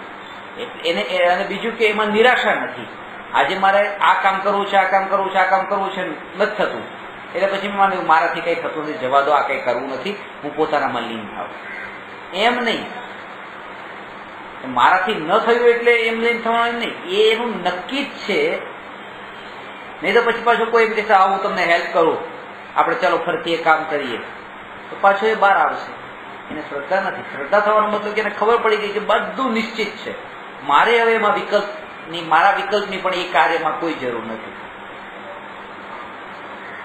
પેલા તો આપણે જે છે ને એ ઘટનાને જે જોઈએ છીએ, ઘટનાને કંઈક અલગ દ્રષ્ટિકોણ જ આપણો જોવાનો અલગ હોય છે, અને જ્ઞાનીનો જોવાનો દ્રષ્ટિકોણ અલગ હોય છે. આ જોવાનો દ્રષ્ટિકોણ આપણે મને પૈસા મળ્યા, આપણો દ્રષ્ટિકોણ પૈસા મળવાનો, અને જ્ઞાની દ્રષ્ટિ એ હોય છે આ પૂતગલનું અહીંથી અહીંયા પરિણમન થયું, આ વસ્તુ અહીંથી અહીંયા સુધી આવી. આમાં મને મળ્યા ને ગયા ને આ બધી વાત જ નથી, એ વસ્તુ અહીંથી અહીંયા મૂવ થઈ, ગતિ કરીને રોકાણી, બસ એવી દ્રષ્ટિ હોય છે. આમાં મારી સાથે એને જોડવાની વાત નથી, તમારી સાથે એને જોડવાની વાત નથી, એ વસ્તુ પોતે બસ એટલે સુધી એને જો, એને કોઈની સાથે કનેક્ટ નહીં કરો.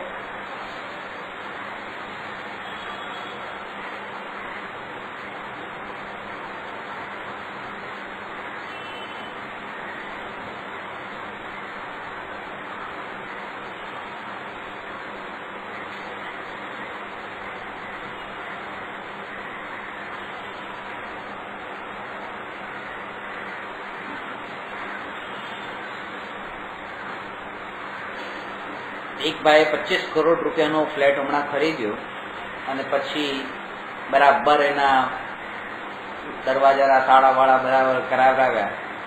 એટલે પછી મેં કીધું કે આ બધું હવે વાંધો નહીં ને, ના કે આ બધું ચોર બોર ના આવે, ચોરી બહુ થાય છે, આમ તેમ, એટલે બધી સિક્યોરિટી તો બધી કરવી પડે, આમ કરવું પડે. મેં કહું હવે તમારા જે આ વિકલ્પ છે કે આ ચોર અંદર ન આવે, એ વિકલ્પ તમારો સફળ થવાનો છે કે હા કે આ બધું આપણે કરી લીધું, હવે શું? આ બારી તમારી ખુલ્લી છે અને આ બારીમાંથી કેટલી ધૂળ ઉડીને અંદર આવે છે. એક ધૂળનું એક રચકણ પણ તમે તમારા ઘરમાં આવતો રોકી શકતા નથી, તો એવા ચોરને અંદર આવતો ક્યાં રોકી શકવાના છો? જો આવવાનો હોય તો તમારા ભાવ તો એવા જ છે કે આ ધૂળ પણ અંદર ન આવે. અને આ ટેબલ ઉપર આટલી ધૂળ જામી ગઈ છે. એક રચકણમાં તમારું કરતાપણું ચાલતું નથી, તો આમાં ક્યાં કરતાપણું ચાલે છે? વિકલ્પ તો તમારો એમાં પણ એવો જ છે કે ન આવે, એક પરમાણુ ન આવે એ વિકલ્પ પણ મારો સફળ નથી થતો.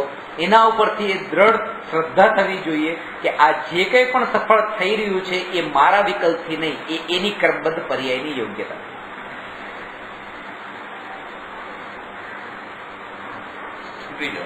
બસ. અને પછી એનો વિચાર પણ મારે શા માટે કરવાનો, એમ મારે શા માટે કરવાનો? જેમ કે મારે અહીંથી અહીંયા સુધી અત્યારે આવવું છે, હું 7 વાગે નીકળ્યો, 7:05 મારે અહીંયા પહોંચવું છે, પણ હું પહોંચતા મારે 7:10 થઈ, તો એમ વિચાર કર્યો કે ચલો કર્મના ઉદય, આ ઉદય. આ જે ટેક્સી છે, ટેક્સીના પણ પરમાણુની કોઈ યોગ્યતા હશે કે નહીં, એને તે ગતિ કરવાનું. એ ડ્રાઈવર જે છે એને ગતિ કરવાનું. આ બધાની યોગ્યતા એક સાથે ભેગી થઈ છે. હું એકલો નથી. અને જયારે ટોળું હોય ત્યારે આપણને એટલું બધું ટેન્શન નથી રહેતું. અત્યારે એમ કહું ને કે હમણાં તમારું મરણ છે, તો એ જે ડર લાગશે, અને એમ કહું કે મુંબઈમાં પ્રલય થવાનો છે, બધા મરી જવાના છે સાથે. એટલે આ વિચાર કરવો કે ટેક્સીના પણ પરમાણુ, ડ્રાઈવરના પણ. હવે વાત એ, બિઝનેસમાં તમારો એકનો જ વેપાર ન ચાલતો હોય, 10 દુકાનો હોય, તમારી એકની દુકાન ઠંડી બિલકુલ ચાલતી હોય, તો જે દુઃખ થાય, અને એક બજારમાં મંદી હોય તો 10ની બંધ પડી હોય, અને એ દુઃખ એટલું ના હોય કે ભાઈ બધાને બંધ છે, ઠીક છે ચલો, અને એકલું પોતાનું જ ન ચાલતું હોય તો તકલીફ પડે. જીવને સાથ જો મળી જતો હોય ને દુઃખમાં, તો એને વાંધો નથી.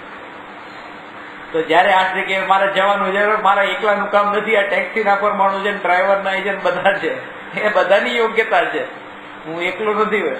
અને આ શરીરના આનંદ પરમાણુ તો છે જ પાસે, પાછા જ્યાં જાઓ ત્યાં. આ વિચાર કરીને એમાં અટકી નહીં જાય. પછી શું કરશે કે હવે એ વિચાર પણ મારે શા માટે કરવો પડે કે આ ટેક્સીને જયારે જવાનું, ડ્રાઈવરને જવાનું, આ બધું છે, બધાનો વિચાર છોડીને જે ત્રિકાળ સ્થિર છે એના ઉપર જ દ્રષ્ટિ, અસ્થિર ઉપરથી દ્રષ્ટિ છૂટી. એનું નામ છે કે અસ્થિર એવી પર્યાય ઉપરની શ્રદ્ધા આવે ને થઈ, દ્રષ્ટિ હટી ત્યારે.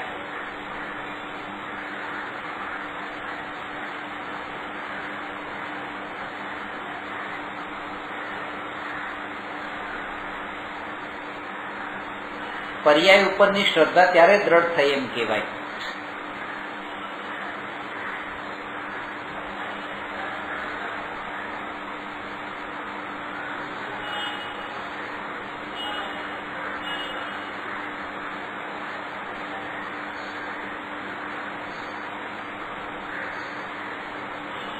આ પર્યાયનો વિચાર, પર્યાયનું પરિણમન છે. ધારા પ્રવાહથી આ પરિણમન ચાલુ છે. આ જયારે સાંભળ્યું ત્યારે પછી તમારામાં કયો વિચાર પેલો આવ્યો છે? પર્યાય સંબંધી વિચાર આવ્યો છે કે દ્રવ્ય સંબંધી વિચાર આવ્યો છે? જો પર્યાય સંબંધી વિચાર આવ્યો તો મજા અટકી. એક ભાઈ ટેક્સી લઈને જતા હતા અને ઢાળ હતો, બહુ ખીણ જેવું હતું અને એવા ઢાળમાં જવાનું હતું. એમાં તે ટેક્સી ડ્રાઈવરે પાછળ બેઠેલા શેખને કીધું કે સાહેબ, ટેક્સીની બ્રેક ફેલ થઈ ગઈ. એટલે આણે પહેલા કીધું કે મીટર બંધ કરતું. તો જયારે શબ્દ કાનમાં પડ્યો કે બ્રેક ફેલ થઈ ત્યારે પ્રશ્ન એના અંદરમાં કયો વિકલ્પ ઉઠ્યો કે બ્રેક ફેલ કરવાનો, એટલે મીટર બંધ કરવાનો વિકલ્પ ઉઠ્યો છે કે હવે આના માટે શું કરવું?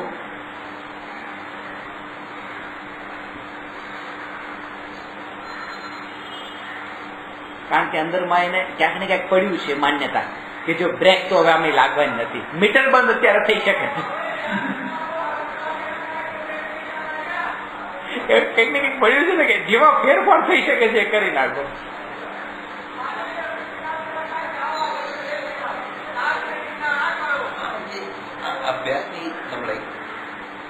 એટલે ત્યાં જઈને એ અભ્યાસ અને સંસ્કાર જેવા વણાઈ ગયા હોય ને, એટલે કીધું ને એક બાજુ 10 રૂપિયાની નોટ પડી હોય, એક બાજુ પોતાની જિંદગી હોય તો 10ની નોટની પાછળ ભાગતે જિંદગીને મહિમા મહત્વ નહીં આપે.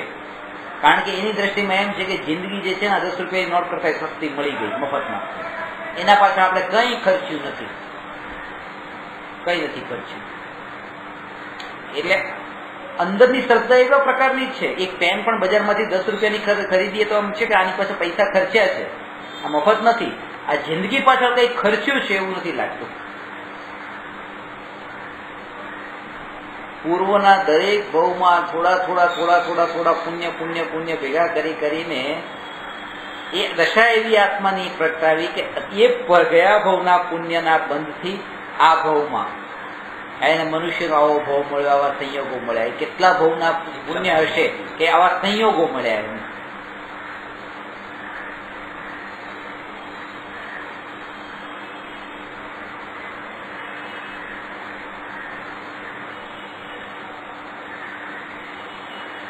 લાંબા કાળનું છે. અને આમાં બહુ ઓછા સાથી મળશે, આમાં સાથી બહુ ઓછા મળશે. કારણ કે આપણે જેમ રીતે કહીએ ને કે મૂવી જોવા જવું છે, કોઈ આપણને સાથીદાર મળી ગયા તો એ આપણું કામ થઈ જાય છે. અને સાથવાળી વૃત્તિ રાખીને આમાં કામ ન કરવું, આમાં બહુ ઓછા સાથી મળશે. જે તમને પણ જે વસ્તુની રુચિ થઈ છે એવી રુચિ બીજાને પણ થઈ હોય. એટલે જો ક્યારેક એકલા માર્ગે પણ ચાલવું પડે તો ગભરાવવું નહીં. એકલાનો જ માર્ગ છે, થોડા સાથે કંપનીનો માર્ગ રાગદ્વેષ થાય.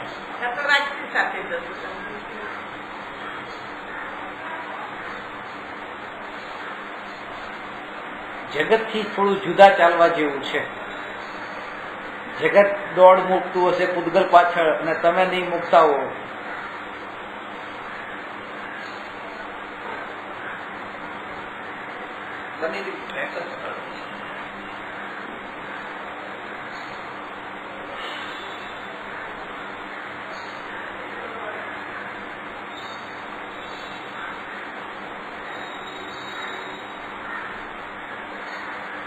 એને પણ ઇગ્નોર કરવાનું રહેશે, એને પણ ગૌણ કરી દેવાનું, એને પણ અંદર પ્રવેશ નહીં થવા દેવાના એ શબ્દોને પણ. કારણ કે જ્ઞાનીઓને પણ રોકનારા તો ઘણા હતા. એ નતું કે એમનું કોઈ નતું આગળ પાછળ. રોકનારા ઘણા હતા કે આમ નહીં આમ કરો. અને પ્રથમાનુયોગ કથાનુયોગના ગ્રંથમાં તો અહીંયા સુધી આવે છે કે પોતાના વાળ ખેંચે ને માથા પછાડે ને રડે ને રાણીઓ, અને કે તમે છોડીને નહીં જાઓ નહીં જાઓ નહીં જાઓ. એટલે હોય છે રોકવા વાળા, પણ જેને નથી રોકાવું એ નથી રોકાતા. એ શ્રદ્ધાનું બળ છે.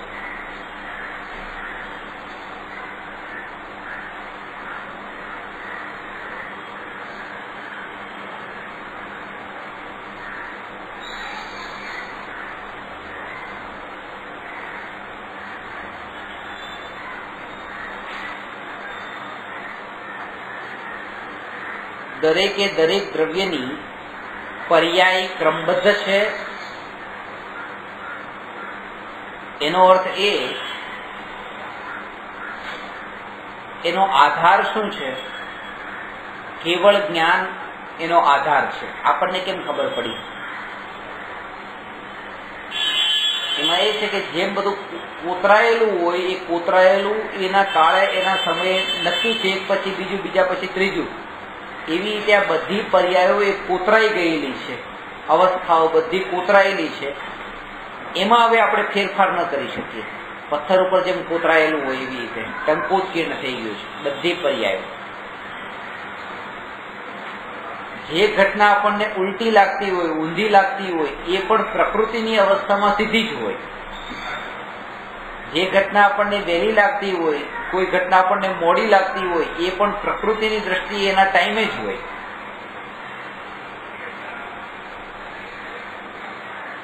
એ આપણે આપણા પોતાના આગ્રહ અને પોતાની અપેક્ષા ભાવ અંદર જોડીને એ ઘટનાને જોઈ છે. પોતાના એંગલથી જોઈ છે. રાગને દ્વેષ મિશ્રિત કરીને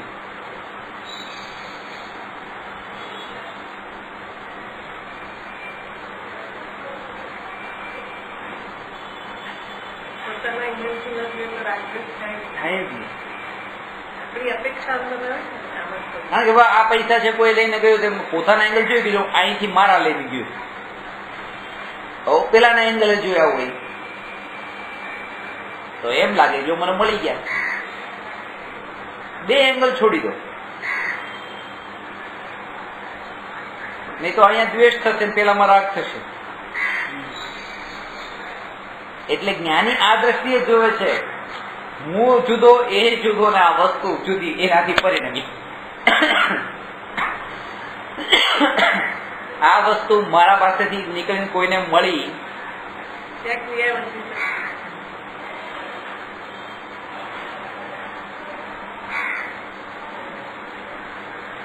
આમાં દ્રષ્ટાંત આપેલો છે. સાડી લેવા આવ્યા ત્યારે સાડી અહીંયા મૂકી છે, એક બાજુ 5,000 મૂક્યા છે. આટલી વખત 5,000 પોતા પગવા એક જ પળમાં.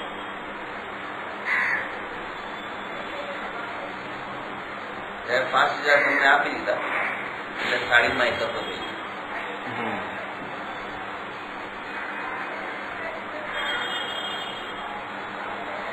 પછી એક તો પૈસામાં ન રહી, સાડીમાં થઈ ગઈ.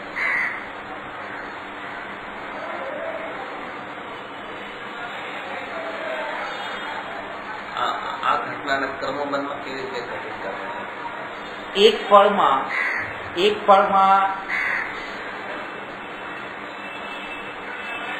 આ માન્યતા વિચારો જે છે ને એ બધી, હમણાં એક જગ્યાએ મારું પ્રવચન થયું એટલે એક બેન આઈપેડ લઈને આવ્યા, ઊંઘેલો સરા તમારા માટે, એટલે ત્યાં મૂક્યું.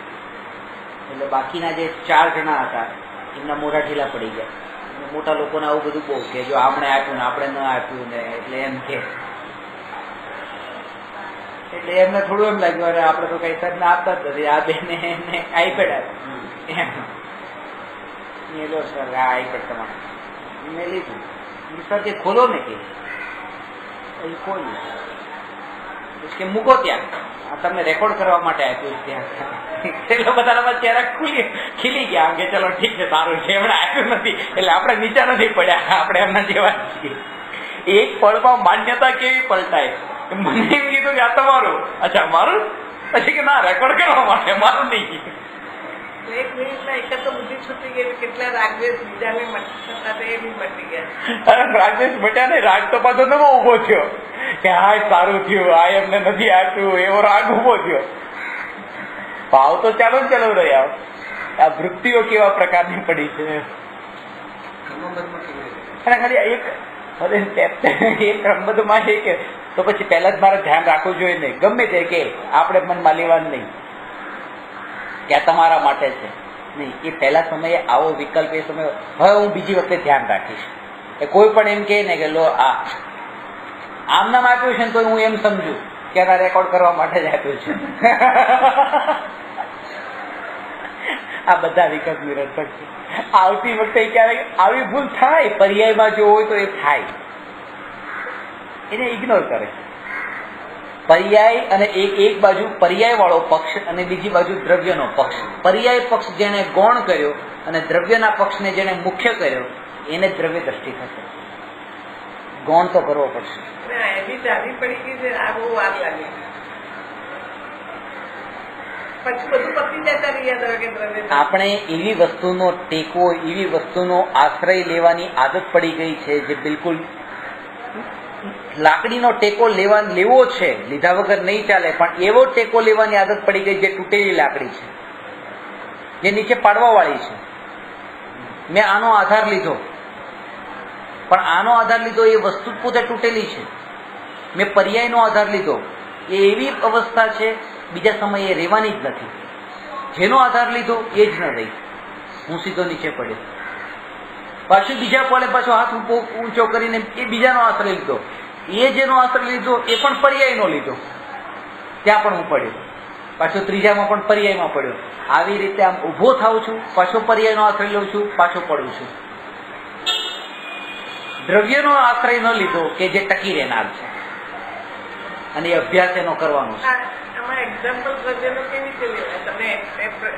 દ્રવ્યનો આશ્રય લે એટલે એ કે એ સમયે પણ જાગૃતિ જે છે કે એ જે બોલ્યા ને, એ બોલ્યા એની મહત્તા જેને ન હોય એ પર્યાય છે. કઈ પર્યાય છે? કે આ પૂતગલની પર્યાય છે. આ આઈપેડ હોય કે આઈફોન હોય કે આ 200 રૂપિયાનું હોય, 500 નું હોય કે આ રૂપિયાનું હોય, જે છે બધું પર્યાય છે. કે પોતાના માન ભાવ, હા, કઈ પણ બધું પર્યાય છે. વખાણ હોય, નિંદા હોય, કઈ પણ પર્યાય છે. અહીંયા સુધી કે પોતાને કોઈના માટે ઉત્પન્ન થયેલા જે વિકલ્પો ઉત્પન્ન થાય એ પણ પર્યાય છે. મહત્તા નહીં આપો, એનામાં અટકી નહીં જાઓ તો જ આગળ વધારશે. આ ભૂમિકામાં આવું થાય, અરે મને આના માટે આવા ભાવ આવી ગયા, થાય આ ભૂમિકામાં થાય. હવે એને વાગોળવા છે કે એને ભૂલવા છે? જો હજી વાગોળશો તો હજી પાછા બંધન થશે. જીવ અહીંયા પહોંચી ગયા પછી આવામાં અટકી જાય, એ એમાં ને એમાં અટકી જાય. એટલે એ જરૂરી છે કે દુઃખ થાય, ખેદ થાય, પણ એમાં અટકી ન જાય. અને એમાં જેટલી જાગૃતિ, એમાં જેટલી એની સજાગતા જે રહી છે, એવી સજાગતા ભૂલ કરતી વખતે નથી રહેતી. જ્યારે એના વિચારોમાં હે ભગવાન, હું બહુ ભૂલી ગયો, મેં તમારા અમૂલ્ય વચનોને લક્ષમાં લીધા નહીં. જ્યારે ક્ષમાપના બોલે છે ત્યારે એ એટલો જાગૃત થઈને બોલે છે, એટલો એલર્ટ થઈને બોલે છે, એટલો ભાવથી બોલે છે. એની પહેલા 1 કલાક પ્રવચન ચાલ્યું ગુરુનું, એ વખતે ધ્યાનથી નહીં સાંભળ્યું. ક્ષમાપના આવી ત્યારે પૂરેપૂરો જાગી ગયો, અને બધા ભૂલ બધી 1 કલાકની માફ થઈ જશે. હે ભગવાન, હું બહુ ભૂલી ગયો, મેં તમારા અમૂલ્ય વચનોને લક્ષમાં લીધા નહીં. લક્ષમાં લીધા નહીં તો તને કોઈ ના પાડી હતી લક્ષમાં લેવાની? કોણે ના પાડી હતી લક્ષમાં લેવાની? જેટલી ભૂલો સોરીથી થાય છે, જેની માઇન્ડમાં સોરી હોય ને, એ બીજા કોઈ કારણથી નથી થતી. બીજા કોઈ કારણ નથી, એને માઇન્ડમાં છે સોરી બોલી દે. ઉપાય છે કઈ ઉપાય છે એટલે ભૂલ કરતી વખતે જાગૃતતા નથી.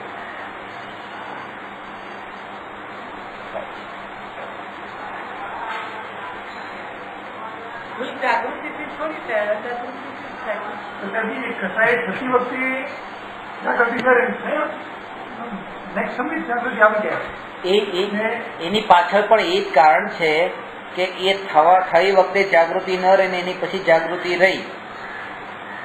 શું થઈ ગયું? અરે આ ન થવા. હા બસ. તો એ જાગૃતિ રહી અને તોય તમારું હવે એક વસ્તુ તમને બતાવું કે અત્યારે 7 વાગ્યા છે, 7:05 તમને આત્મજ્ઞાન પ્રગટ થવાનું છે અને 7 વાગે તમારી કોઈ એવી ભૂલ થઈ અને 7:01 તમને ખબર પડી ગઈ કે ના આ ભૂલ બરાબર નથી, આ ભૂલ ન થવી જોઈએ. હજી જે 4 મિનિટ બાકી છે, 4 મિનિટ તમારે કાઢવી તો પડશે ને. તો કયા ઉદયથી કાઢશો? આજે 7 અને 7:01 ની વચ્ચે જાય એક મિનિટ માટે જે ભાવ ભાવ્યા હતા ને એના ફળને ભોગવવા માટે જ અહીંયા રહેવું પડશે. એટલે એ એના ટાઈમે બરાબર જ હતું. 7 વાગ્યાની ઘટના 7 વાગે બરાબર હતી કે જેથી કરીને 7:01 થી લઈને 7:05 સુધી બરાબર ટાઈમ જાય ને 7:01 જે રિયલાઇઝેશન થયું એ પણ બરાબર હતું. 7:05 તમને ત્યાં પણ લઈ જાય. એ બધી પર્યાયો જે થાય છે એને આગળની પાછળની સાથે એનો સંબંધ છે, તેમ છતાં પણ એ વર્તમાનમાં એ કાળે થવાયું છે. એને વિકલ્પ પણ એ રીતે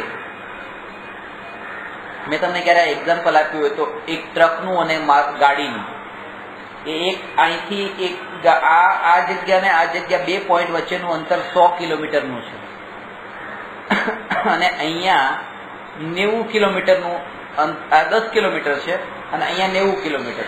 એટલે એની વચ્ચે એક મોટી ખાઈ છે, ખીણ જેવું. હવે એક ટ્રક અહીંથી નીકળ્યો 10 કિલોમીટર પર અવરની સ્પીડે અને અહીંથી એક ગાડી નીકળી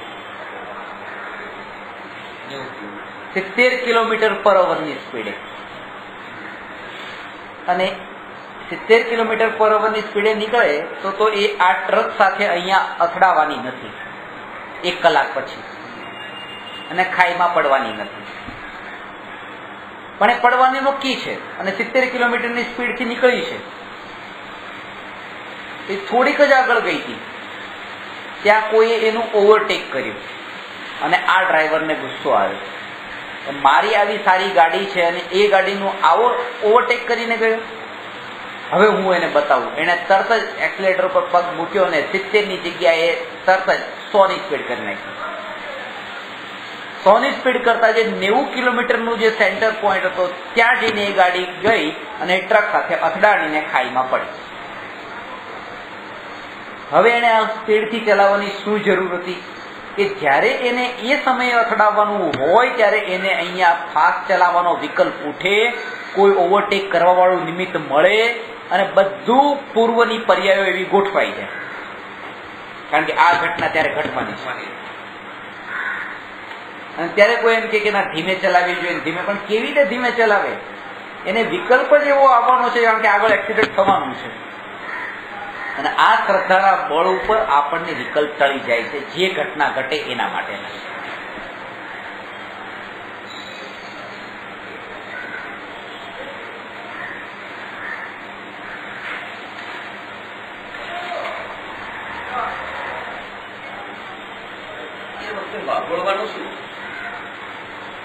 પોતાના અનંત વૈભવને વાગોળો.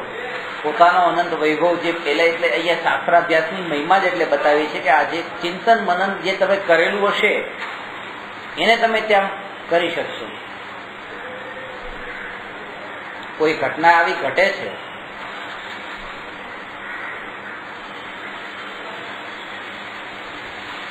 તરત જ દ્રષ્ટિ જ્ઞાયક ઉપર, ત્રિકાળી ઉપર,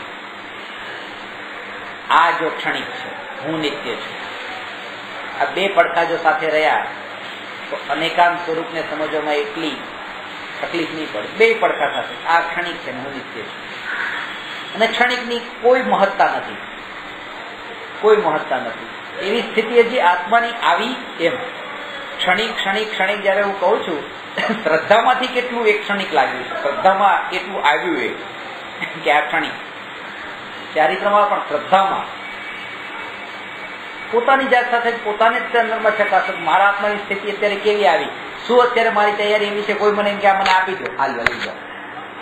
કોઈ મને કે તમારા એકાઉન્ટમાં જેટલા છે બધા મને મારા ખાતામાં મારા નામે જમા કરી દો. આવી તૈયારી અત્યારે કે મેં એને ક્ષણિક જાણ્યું છે, આપવાની વાત નથી, પણ અંદરમાં એની તુચ્છતા મને લાગી ગઈ છે પર્યાયની. જો પૂતગલની મહિમા મારી શ્રદ્ધામાંથી બિલકુલ નીકળી ગઈ છે તો જ મને નિત્યની શ્રદ્ધા થશે. નિત્યની શ્રદ્ધા એના વગર નહીં થાય. તમે એની પોતાને અંદર જ તે મનથી વિચારોથી એવી રીતે કલ્પના કરીને પણ કે હું મમ્મી પપ્પાને પણ બહુ મહત્તા નથી આપતો, કારણ કે મારા ત્રિકાળી ન્યાયકથી કોઈ મહાન નથી. હું મારા ભાઈ બહેનને કોઈ મહત્તા નથી આપતો, આ બધું ક્ષણિક છે. ત્રિકાળી ન્યાયકથી મહાન કંઈ નહીં. પત્ની છોકરાને પણ મહત્તા નથી આપતો, કારણ કે ત્રિકાળી આત્માથી મહાન કંઈ નહીં. આ રીતે અંદરમાં પોતાની જાત સાથે વિચાર કરે, ચિંતન કરે, અને આ રીતે જો ચિંતન ચાલતું રહે તો એક દિવસ એ ચિંતન શ્રદ્ધામાં પલટાય. હકીકત એ જ છે પાછું કે આ કોઈની મહત્તા નથી, બધું ક્ષણિક છે અને આ નિત્ય છે. એવું નથી ખાલી કલ્પના કરીને પોતાને ટ્રેન કરવાનો છે.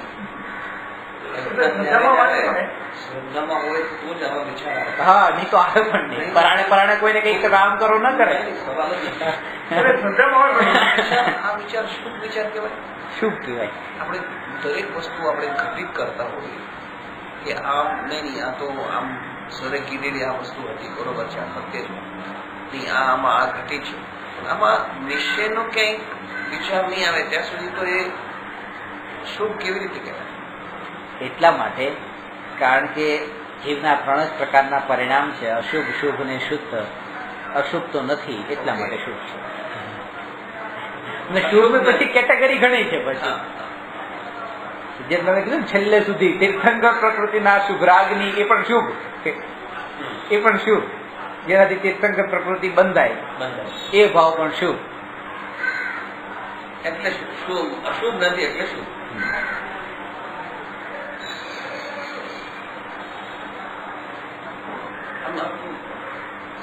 ચિંતન એવું ચાલતું રહે દરેક વખતે.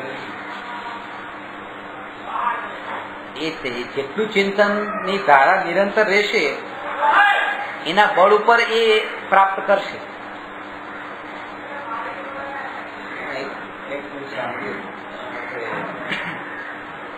રાકેશભાઈના લેક્ચર પર બે પડતા તો બધી જગ્યા રાખવા જ જોઈએ નિશ્ચય ને વ્યવહારમાં. જેમ કે આમ એમના કહેવાનો મંતવ્ય હતો કે જેમ કોઈક ધર્મમાં કોઈક લાઈનમાં આપણે પરમાં ખાલી આપણે વિચાર કરીએ તો નહીં ચાલે. કોઈ ખાલી સ્વમાં રહી જાઓ એ પણ નહીં ચાલે. સ્વ ને પર બંને પડતા હોય તો જ સ્વ એટલે ઘણા ભગવાન આપણા પરમાં હોય છે. કોઈના દેવ ખાલી સ્વની વાત કરે છે. આપણું જે એક જ ધર્મ છે જે સ્વ પરનું પ્રકાશિત છે. ભૂમિકા અનુસાર વાત કરી છે. આ વાત ખાસ સમજવી. ભૂમિકા અનુસાર વાત કરી છે. અમુક ભૂમિકામાં તો પછી પરનો ઉપદેશ નથી આપ્યો, પરને નબળાઈ જ બતાવી છે. એમ નથી કીધું તમે પરનું પણ પરમાં પણ જાઓ, પરનું પણ કરો, પણ એમ કે પૂજા કરવા જેવી છે, પૂજા કરવી જોઈએ, સ્વાધ્યાય કરવો જોઈએ, ભક્તિ કરવી જોઈએ, દેવ દર્શન કરવા જોઈએ, આવું ક્યાંય નથી કીધું. એમ કીધું છે કે જે જીવને સ્વનું લક્ષ્ય આવ્યું હોય એને વચ્ચે વચ્ચે આવા ભાવ આવ્યા વિના રહેતા જ નથી. બે વસ્તુમાં ફરક છે. આવા કરવા જોઈએ એનો મતલબ કે તમારું ધ્યાન ગોલ બની ગયું, અને આવા આવ્યા વગર રહેતા નથી એનો મતલબ કે આ મીડિયમ થઈ ગયું, આ મંજિલ નથી. પેલું તમે એની પાછળ ભાગો છો, આની પાછળ ભાગવાનું નથી. આ વચ્ચે આવ્યા વગર રહેવા નથી. આ સુરત છે, અમદાવાદ જતી વખતે વચ્ચે આવવા વાળું છે. સુરત નું લક્ષ્ય બાંધીને નથી જવાનું, આ વચ્ચે આવશે જ તે. તમે તો અમદાવાદ નું લક્ષ્ય રાખીને નીકળો છો, અમદાવાદ જાઓ, સુરત આવવાનું વચ્ચે. ન આવવું જોઈએ એ આગ્રહ ન રાખો, અને પછી આવવું જોઈએ તો પછી ત્યાં રહેવું જ જોઈએ એવો આગ્રહ પણ ન રાખો. વચ્ચે આવવાનું છે. આવા ભાવો પરના માટે ભક્તિના પૂજાના જે કઈ પણ શુભ ભાવો વચ્ચે આવવાના છે.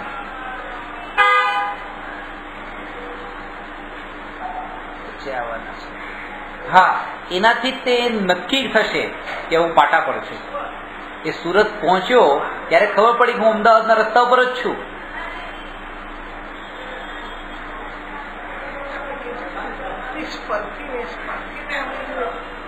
એટલે સ્વના આશ્રય આવવી જોઈએ. સ્વના આશ્રય ભક્તિ આવવી જોઈએ. ભક્તિનો ભાવ પણ જે છે એ લક્ષ્ય સ્વનું હોય અને એ સહજ આવે.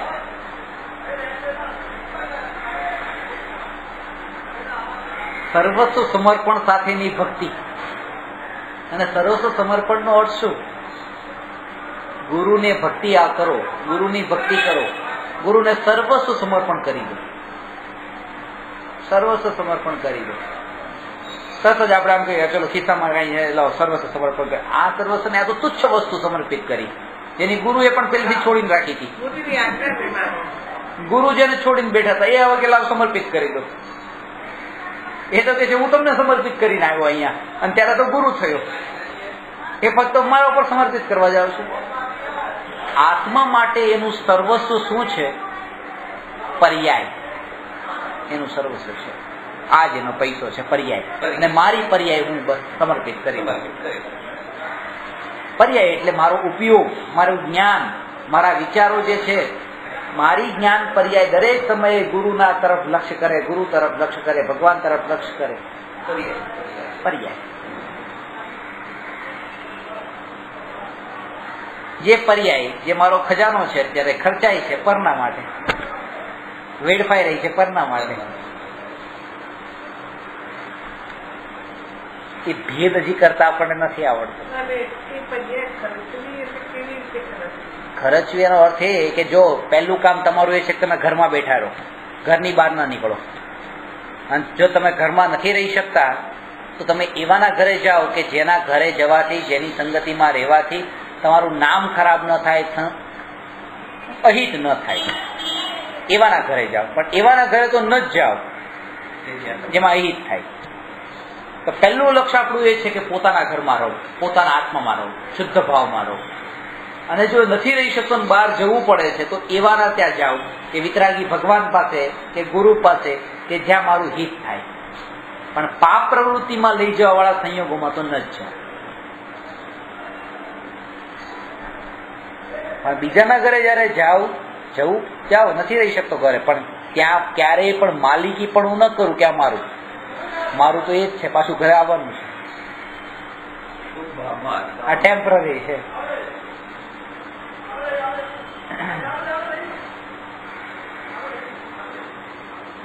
કરો, વિચરણ કરો, પરમાં જાઓ, વિચરણ કરો, માલિકી પણ નહીં. પોતાની પાસે છે તો ત્યાં સમર્પણ. ત્યાં ગયા ગાર્ડનમાં ફરવા માટે ગયા 1 કલાક માટે, ક્યાં પણ ત્યાં માલિકી પણ નથી કરતા, કાં ઘરમાં નથી રહી શકતા, ઘરમાં નથી ચાલી શકતા, ત્યારે આપણે પરમાં ગયા. માલિકી પણ હું નહીં, હવે આ મારું એમ નહીં. લક્ષ્યમાં છે પાછું ઘરે આવવાનું છે, ઘરે પાછું આવવાનું છે લક્ષ્યમાં જ. ત્યાં રહેવાનું નથી, ત્યાં સમર્પણ નથી કરવાનું. બાથરૂમ જવું હશે ને ત્યાં 5 રૂપિયા બાથરૂમ ના લાગતા હશે, એ નહીં ખર્ચે, ઘરે જઈને જઈ આવશું. ઘરમાં છે ને પોતાની પાસે, પરમાં શું કામ જવું? પર પાછળ કોઈ ખર્ચો નહીં, પોતાનામાં જ બસ. જે પોતાની પાસે સુવિધા છે, પરમાં સુવિધા શું કામ લેવાની? ત્યાં પાઈ નો હિસાબ કરી શકીએ છીએ આપણે એ બધા માટે, પણ આના માટે આપણે નથી કરતા. આના માટે લાગતું જ નથી કે કઈ ખર્ચાઈ ગયું પરમાં. પેલામાં લાગી જાય છે કે આ જો 2 રૂપિયા પરમાં શા માટે ખર્ચા, 2 મિનિટ પછી ઘરે પહોંચે છે તો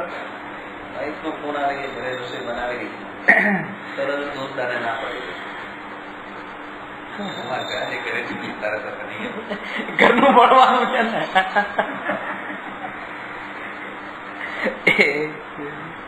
આવો મોકો ક્યાં મળે? વાઈફ નો ફોન સામેથી આવે.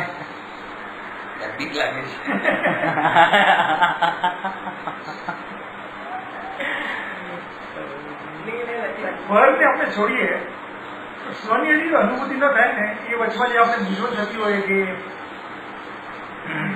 એકાંતપણું એવું બધું નિરસપણું લાગતું હોય અને પ્રસન્નતા પ્રગટતી હોય એટલે એ કામ શું થાય એ સમજણપૂર્વક આપણે લાગે કે પછી આપણે લાગતું હોય કે ખાલીપણું દેખાય એટલે એટલા માટે જવું જેવું વાતાવરણ મળે. કારણ કે હજુ દ્રષ્ટિમાં આ જે દ્રવ્ય જે છે દ્રવ્યનું સ્વરૂપ કેવું છે એ દ્રષ્ટિમાં નથી આવ્યું. એનું બળ અત્યારે ખાલી વિચારો પૂરતું પણ જે હોવું જોઈએ એવું પણ નથી હજી આવ્યું. વિચારોના લેવલે પણ જેવી શ્રદ્ધા હોવી જોઈએ ને એવી શ્રદ્ધાનું બળ પણ હજુ નથી આવ્યું. અનુભૂતિ વાળી શ્રદ્ધા તો પછી. જેમ તમને આ કીધું ને કે પર માટે પૂરેપૂરો પાઈ નો હિસાબ કરવાની જેમ છે સ્વ માટે એ નથી.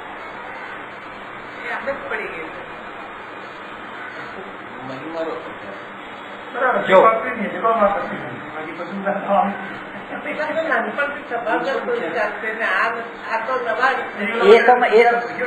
મહિમા જે છે ને મહિમા હવે જો અહીંયા પોતાની પાસે પર્સમાં 5,000 રૂપિયા પડ્યા છે. કોઈ ચોરે 5,000 રૂપિયા પર્સ ખેંચીને ગયો, આપણે એની પાછળ ભાગ્યા, એટલા પાછળ ભાગ્યા અડધો કલાક સુધી પાછળની શોધ કરી અને એકાંતમાં એ આપણને એટલો ગયો એકાંતમાં આપણે એની પાછળ એકાંતમાં પછી ત્યાં જઈને રિવોલ્વર કાઢી આપણે રિવોલ્વર જોઈને ડરી ગયા. પછી તોય તે ફાઇટ કરવાનું નક્કી કર્યું. કેટલી ફાઇટ કરી, 1 કલાક સુધી ઝઘડો કરીને સામાવાળા પાસે મારી ઝઘડીને પણ એ પર્સ લઈને આવ્યો અને એને લાગ્યું કે જો મેં 5,000 બચાવ્યા. પણ 5,000 કાઢી લીધા એમ નહીં, પણ એ 1 કલાક માટે જે પોતાની જ્ઞાન પર્યાય પરમાં વેડફાઈ ગઈ, જે ન બચાવી, એને લાગતી જ નથી. આ બચાવ્યા પણ પેલું ન બચાવ્યું એવું લાગતું નથી. એક પર્યાય, એક પળ બંધ કરે એ પછીની વાત. એ તો બંધ કર્યા, ઉદયમાં આવશે તો બધું, પણ પહેલું જ ફેક્ટ એ કે એને આ મનુષ્ય બહુ બરબાદ કરી નાખ્યો. એને મહિમા પૈસા બસ મહિમાની વાત છે.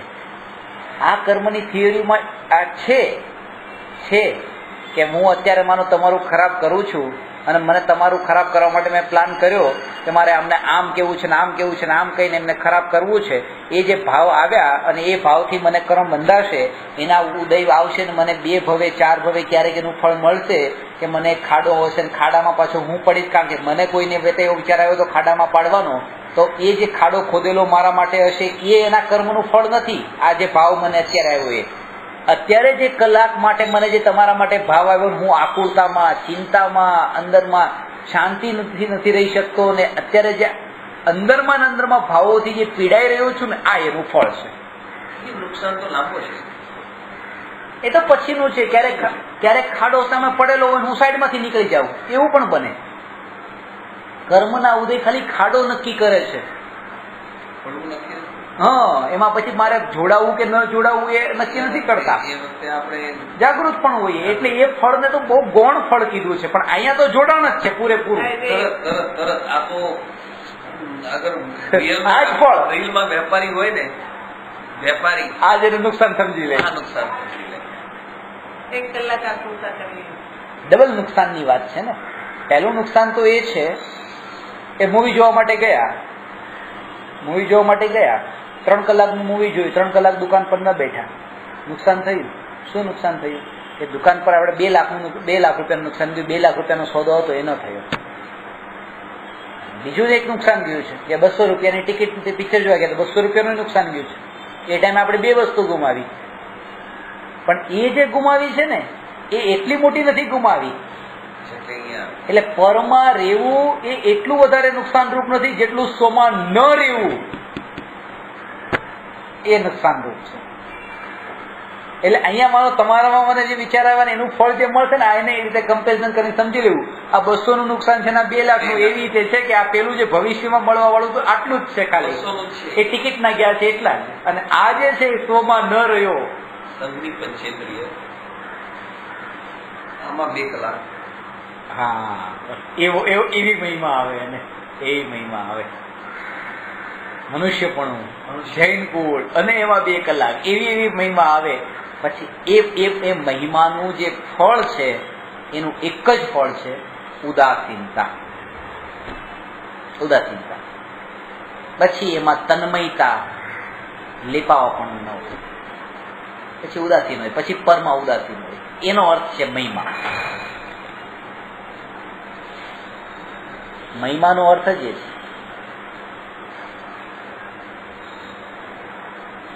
પોતાની પાસે કઈ સામાન ન હોય, ખાલી હાથે હોય તો હજી કોઈ સાથે વાત કરવાનું, આપણે ટ્રેનમાં ટ્રાવેલિંગ કરતા તો મન થાય, પણ ખિસ્સામાં 50 લાખ રૂપિયાનો માલ ભરેલો પડ્યો હોય, આમ કોઈ સાથે પરિચય બનાવતા નથી, કોઈ ઓળખાણ કરવાનું કરતા નથી, કઈ ખબર છે થોડું પણ જો ધ્યાન પર માં ગયું અહીંથી કે નીકળી જાય, કાંઈ વાત કરવી નથી. બસ મહિમા છે. મહિમાનો અર્થ જ એ છે કે પછી ત્યાં બસ નો ડિસ્કનેક્ટ, કોઈ ડિસ્કશન નહીં, કોઈ કનેક્શન નહીં, કઈ નહીં. મહિમા આવી છે એટલા માટે બોલવાનું બંધ થઈ જાય. આ ઉદાસીનતાનો અર્થ છે કે વ્યર્થના વિખવાદમાં એ ન પડે. પછી વિખવાદની કથા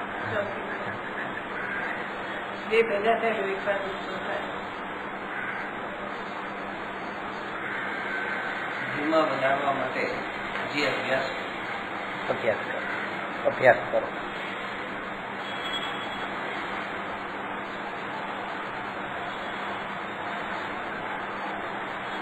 વાત કરેલી અભ્યાસના હિસાબે કે જયારે આપણને ઘણી વખત આવું થાય કે જયારે ક્રોધ આવે ને, ક્રોધ ગયા પછી આપણને એકદમ ખ્યાલ આવે તો ખોટો.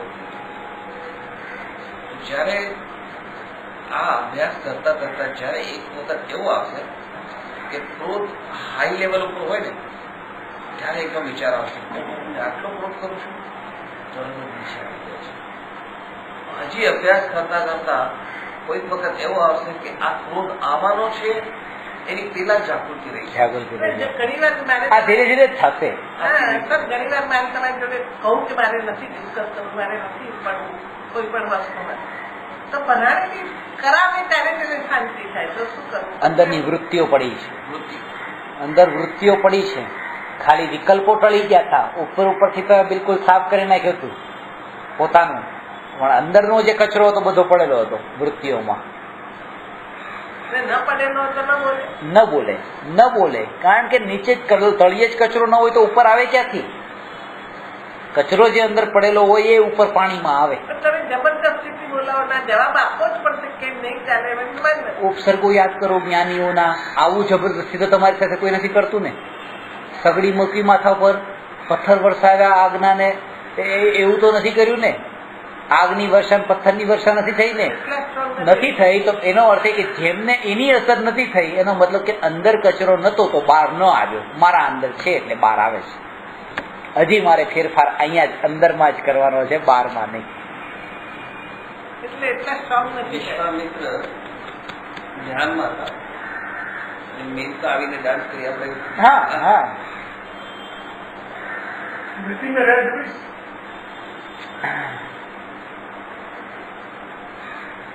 મેનકાએ કીધું કે હું આદિનાથથી ડાન્સ કરતી આવી છું.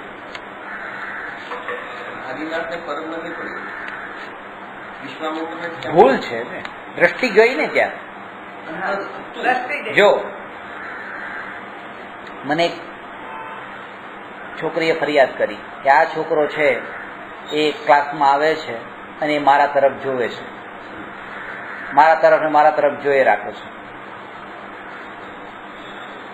છોકરો સામે જ હતો મેં કે એને ખાલી કીધું મેં કે આવું નહીં કરતો. પણ પછી એને એકલા મેં કહી દીધું જેટલી ભૂલ એને કરી છે એટલી જ ભૂલ તે કરી છે. ખબર કેમ પડી તને કે જોવે? અને એના કરતા મોટી ભૂલ તે કરી, કારણ કે એને તો મને કોઈ ફરિયાદ નથી કરી, તે પછી મને ફરિયાદ કરી. ભૂલ કરીને પછી મારી પાસે ફરિયાદ કરવા આવી. પોતાના જ વિકલ્પ પ્રગટ કર્યા છે. સાવાવાળામાં ક્યારેક હોય પણ ખરા, ન પણ હોય, કઈ પણ હોય, પણ એના વિકલ્પને પ્રગટ કરી દીધા કે આમાં આવા એ વૃત્તિઓ પડેલી છે. કે જે એવો વિચાર કરી શકે એમ.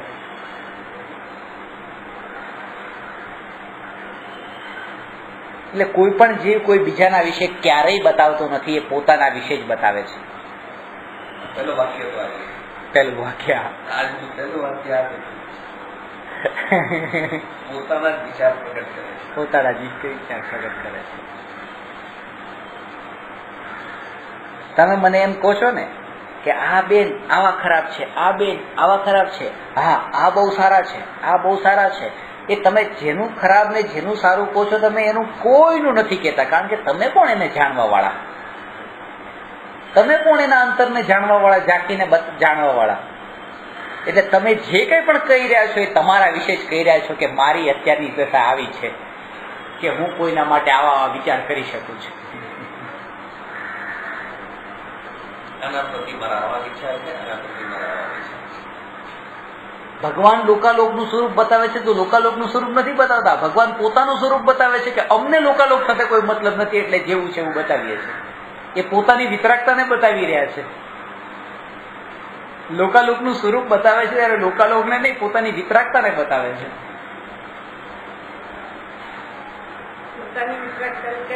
કારણ કે લોકાલોકને સારો ને ખરાબ ન બતાવીને જેમ છે તેમ બતાવ્યું, એનો અર્થ છે કે પોતે વિતરાગી છે એ વાત બતાવી. હા,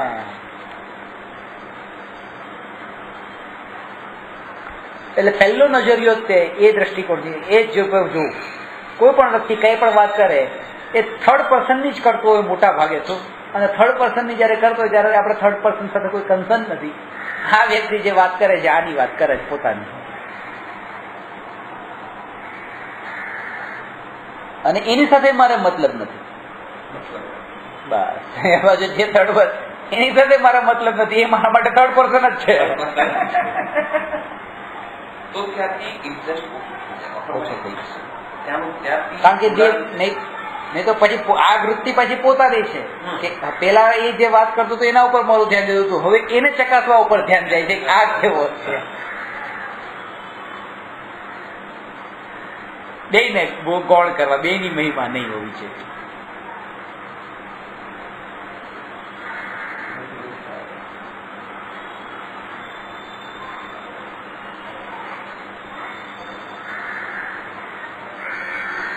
ક્રમબદ્ધ પર્યાયમાં આ ચર્ચા આવે છે કે દ્વારકા નેમિનાથ ભગવાનની દિવ્ય ધ્વનિમાં આવ્યું કે દ્વારકા 12 વર્ષ પછી બળશે. દ્વિપાયન મુનિના ક્રોધનું જે આવે છે ને એ 12 વર્ષ પછી દ્વારકા બળશે. શ્રી કૃષ્ણએ ત્યારે કીધું હતું કે જેને દીક્ષા લેવી હોય એ દીક્ષા લઈ લે, તમારા પરિવારની જવાબદારી રાજ્ય સંભાળશે. હવે ચિંતા નહીં કરો, લઈ લો, 12 વર્ષની જ વાર છે, દ્વારકા સમજવાની છે, બળવાની છે. ભગવાનની વાણીમાં આવ્યું છે, ભગવાનની વાણીમાં ભગવાને ભવિષ્ય આગાહી કરી છે કે 12 વર્ષ પછી આ દ્વારકા બળશે. નેમિનાથ ભગવાનના, હા, ભગવાનના સમૂહમાં ભગવાન જે બતાવે ને એટલે મહાવીર ભગવાનનું આદિનાથ ભગવાનની વાણીમાં આવ્યું હતું કે આ 24માં તીર્થંકર મારી ચીજે છે થશે એમ. વાત શું સમજવાની છે? વાત એ સમજવાની છે કે શ્રી કૃષ્ણએ કીધું કે 12 વર્ષ પછી દ્વારકા બળવાની છે ને તમારા પરિવારની જવાબદારી સંભાળી લેશે. તમે લેખા લઈ લો, તમે ચિંતા નહીં કરો. તો નહીં લીધી. જેનું પરિભ્રમણ થવાનું હતું એને આ વિકલ્પ જ કેવી રીતે આવે? ગમે એવી ફેસિલિટી આપી દો ને. અને જેનું રોકાણ હા હકીકત આ એક સ્ટોરી છે પૂરી દ્રષ્ટાંત છે. એટલે નેમિનાથ ભગવાન આમ કેવી રીતે શું કેવું? અરે એ તો કોઈ એવી ચર્ચા ભગવાનની વાણીમાં તો જે પ્રશ્ન પૂછવામાં આવ્યા હોય તો ભગવાન તો બધી વાત કરે કે આ રાવણ તીર્થંકર થશે, કે આ તીર્થંકર થશે, આ જીવનું આ થશે, આ જીવનું આ થશે, ભવિષ્ય એ બધું વર્ણન ભવિષ્યનું બધું કરે. પરમાં જતા નથી, પણ એ જ કે આજે ઉપદેશ આપે છે તો કોણ ઉપદેશ આપે છે? વિકલ્પથી ઉપદેશ નથી આપતા, સહજ વાણી નીકળે. આ બોલવામાં એમ આવે નેમિનાથ ભગવાને ઉપદેશ આપ્યો, બાકી તો ભગવાનની સહજ વાણી નીકળી હતી એવી. ઓમકાર ધ્વનિમાં છે એ તે વાણી બોલવામાં. એ જ કહું છું કે એ તો કોઈને પ્રશ્ન હોય એટલે એને પ્રશ્નનો ઉત્તર મળી ગયો. હા, બસ એમ પ્રશ્ન પૂછ્યો નહીં હોય એ તો ભગવાનને તો પૂછવાની જરૂર જ ન પડે ને, પણ ભગવાન બોલે. ભગવાનની બોલે એટલે ભગવાનના શરીરના અંગે અંગથી ભગવાનની વાણી ખરે, અને ઓમ ઓમ ઓમ એ રૂપે જ વાણી ખરે. અરે એ તો બનાવ્યા ન હોય, મારા મોઢેથી જે આ મને ઓમ શબ્દ નીકળ્યો, તમે ગુજરાતી છો ત્યારે તમને એ સંભળાય કે દ્વારકા બળશે, તમે હિન્દી છો તો દ્વારકા જલેગી. જ્યારે એ ધ્વનિ ઓમ ધ્વનિ એ શ્રોતા જેટલા બેઠા હોય એના કાનના પ્રદેશો સાથે જ્યારે અથડાય ત્યારે એ ભાષા રૂપે પરિણમી જાય.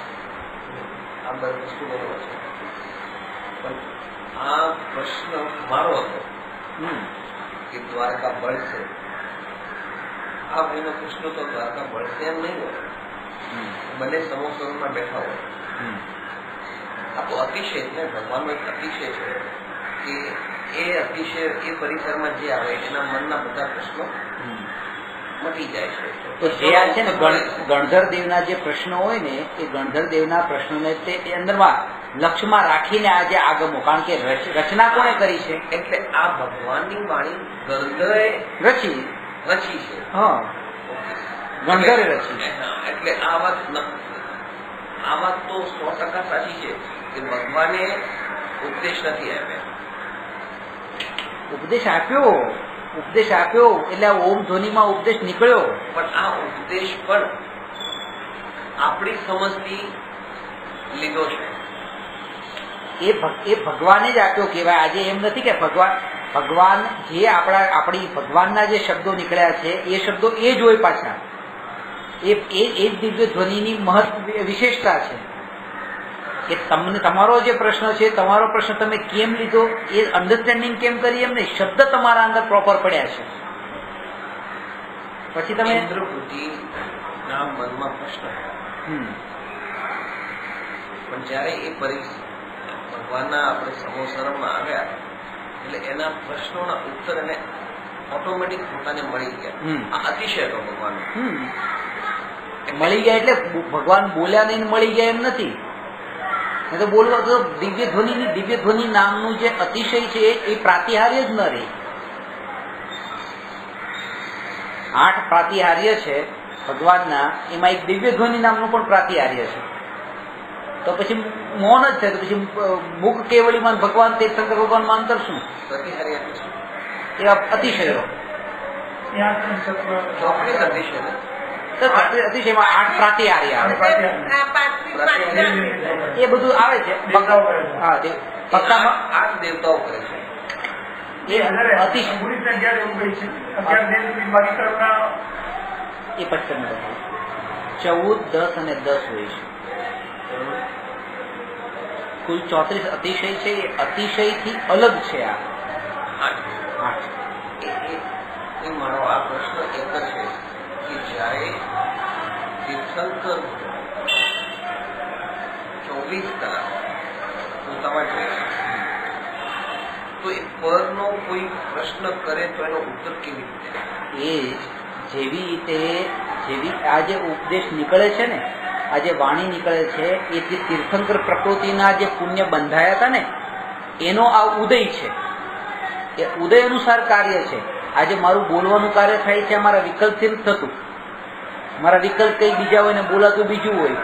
વિકલ્પ છે કે ધીમે બોલું, બોલાતું જોરથી હોય. વિકલ્પ છે કે જોરથી બોલું, બોલાતું લિટરલી આ વસ્તુ થઈ ગઈ કે ઇન્દ્રબુદ્ધિએ પ્રશ્ન કરેલો ને બાકી બધાએ આ પ્રશ્ન સાંભળેલો? ના. તો ખાલી ઇન્દ્રબુદ્ધિને સમજાવો? અરે એમને સમજાણું અને બધાને પોતપોતાના જે પ્રશ્નો હોય બધાને પોતપોતાના સમજાય છે. એટલે પ્રશ્ન ઇન્દ્રબુદ્ધિએ મુક્તિ નથી કર્યો. હા, કારણ કે ભગવાનના મોઢે બોલવાનું, ભગવાનને તો કેવળ જ્ઞાન છે. એ તો મોઢે બોલે છે. ના, જેમ આજે માનો તમે ભગવાન છો, તમને કેવળ જ્ઞાન છે. હું તમને બોલું તમારી સામે પૂછું, તમને તો ન બોલું તો પણ તમને તો ખબર પડવાની છે ને, વગર બોલે પણ મારા. પણ ભગવાન જે છે એ શું બોલવાના છે એ આપણને વગર સાંભળે નથી ખબર પડવાની. બરોબર છે. હા, પણ જયારે હું કહું કે આ વસ્તુ એમ છે તમે સાંભળી, હા, તમારા બાજુમાં જે બેઠા હતા એને પણ સાંભળી. હા, એના પ્રશ્ન જે હતા એના પ્રશ્નનું એને સમાધાન થયું છે. તો એ પ્રશ્નનો ઉત્તર એને નથી મળ્યો ને. હા ભાઈ, શું કહે છે એટલે ઇન્દ્રબુદ્ધિને જે ભગવાન જવાબ આપ્યો એ બીજા બધા સમજાય કે ઇન્દ્રબુદ્ધિને સમજાય? એટલે કે જેને પ્રશ્ન થયો એનું સમાધાન એને થાય. બીજાને એનો પ્રશ્ન છે કે બીજાને ના સમજાવે, બધાના બીજા પોતાના પ્રશ્ન એ વખતેની જ વાત કરું છું. અને પછી જે રચના કરી ગણધર દેવે, પછી 12 અંગમાં આ રીતે દિવ્ય ધ્વનિ વિભાજિત થઈ, ભગવાનની દિવ્ય ધ્વનિ, અને એ 12 અંગનું જેને જ્ઞાન પૂરેપૂરું છે એ શ્રુત કેવળી કહેવાય. હજી પ્રશ્ન મારો ઉભો છે. જયારે મેં પ્રશ્ન કર્યો કે ક્રમબદ્ધ કરીએ કેવી રીતે, એમ એ ભાઈએ પણ સાંભળ્યું, બેને પણ સાંભળ્યું, મને મારા પ્રશ્નનો ઉત્તર મળી ગયો. બરોબર, આ ભાઈ પણ સાંભળ્યું. એવી રીતે ઇન્દ્રબુદ્ધિ જયારે પ્રશ્ન કર્યો ભગવાનને કે આ ઇન્દ્રબુદ્ધિના તો મન પ્રશ્ન મોઢેથી નથી કર્યો હશે, મનમાં જ હશે. મને ખબર નથી મનમાં છે કે મોઢે કર્યો. એ તમને કહું છું કે આ જે છે ને એ મનથી હોય, અને એ જે સહજ ભગવાનની વાણી નીકળતી હોય, એ પુણ્યના ઉદયથી નીકળતી હોય. જે વાણી નીકળે ઉદયથી, મુખથી વાણી નીકળે, ત્યારે બીજા પણ સાંભળે ખરા ને. પણ એમને પણ આ પ્રશ્નનો જ ઉત્તર મળે. એ પોતપોતાના જે દશા હોય, પોતપોતાના જે પ્રશ્ન હોય એ પ્રકારે એને ઉત્તર મળે. એ વાણી એવી રીતે જ રચાઈ જાય. હા, એ ઓટોમેટિક એનું ડિસ્ટ્રીબ્યુશન જ એવી રીતે થતું હોય ભગવાનની વાણી. એટલે આ વસ્તુ એક્સેપ્ટ થઈ ગઈ કે એમની ઓમ ધ્વનિ તો સતત ચાલતી જ હોય. જેના મનમાં પ્રશ્ન ઉઠે એને એ પ્રશ્નના પોતાના ઉત્તર મળી જાય. અને એના માટે પણ ભગવાનને તો કોઈ ભાવ નથી. બરોબર ને? તો એટલે ભગવાનને તો ઉપદેશ આપવાનો પણ ભાવ નથી, ને ઉપદેશ નથી આપવો એવો પણ ભાવ નથી. એટલે આ વસ્તુ નક્કી થઈ ગઈ કે ઇન્દ્રબુદ્ધિએ મુખથી પ્રશ્ન નથી કર્યો, મનથી પ્રશ્ન કર્યો. ને એ તો ભગવાન આ જે છે ને ગૌતમ પૃચ્છા જે હે ગૌતમ ભગવાન કહે છે, આ એક ખાલી કલ્પના માત્ર છે. તો એટલે જ મારું કહેવું છે કે આ જયારે મુખથી પ્રશ્ન નથી કર્યો તો મુખથી ઉત્તર પણ નથી મળ્યો, એ એના અતિશયથી મળ્યો છે. એવું નથી, એ તમારું કેવું છે, પણ શાસ્ત્રમાં આવું નથી.